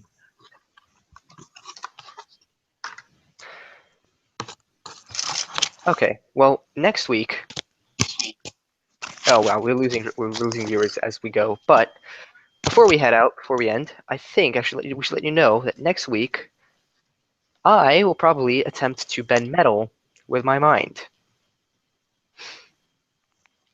I get a feeling I'm going to try to do that next week. I'm going to be reviewing. I'm going to be reviewing The Amaze Box by Mr. Mark Shortland. Fantastic product. Don't search it and look at other people's reviews first. It's not nice. I am going to be teaching you one move that's going to blow everyone's minds, and you're probably going to see another trick which I created a while ago. Let me have a think which one it's going to be next week.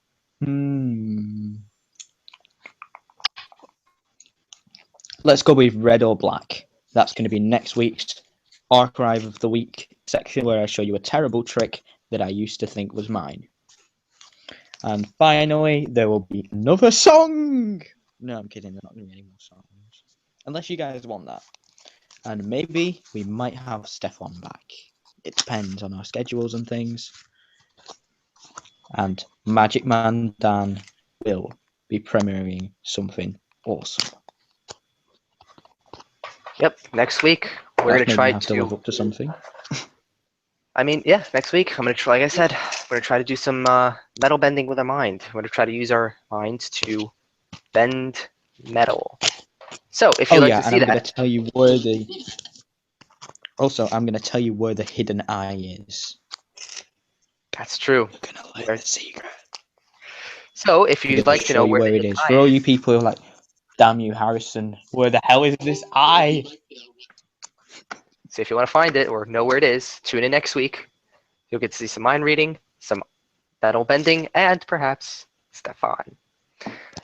And also, we're going to probably try to work on Harrison's talking and interrupting problem as well as his tangents. But that's on a different note.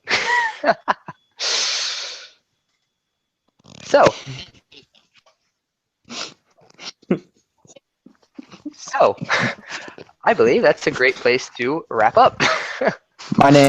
I have been Harrison Horton. And I am Double MD. See you later. And I will see you later. Bye bye. See ya.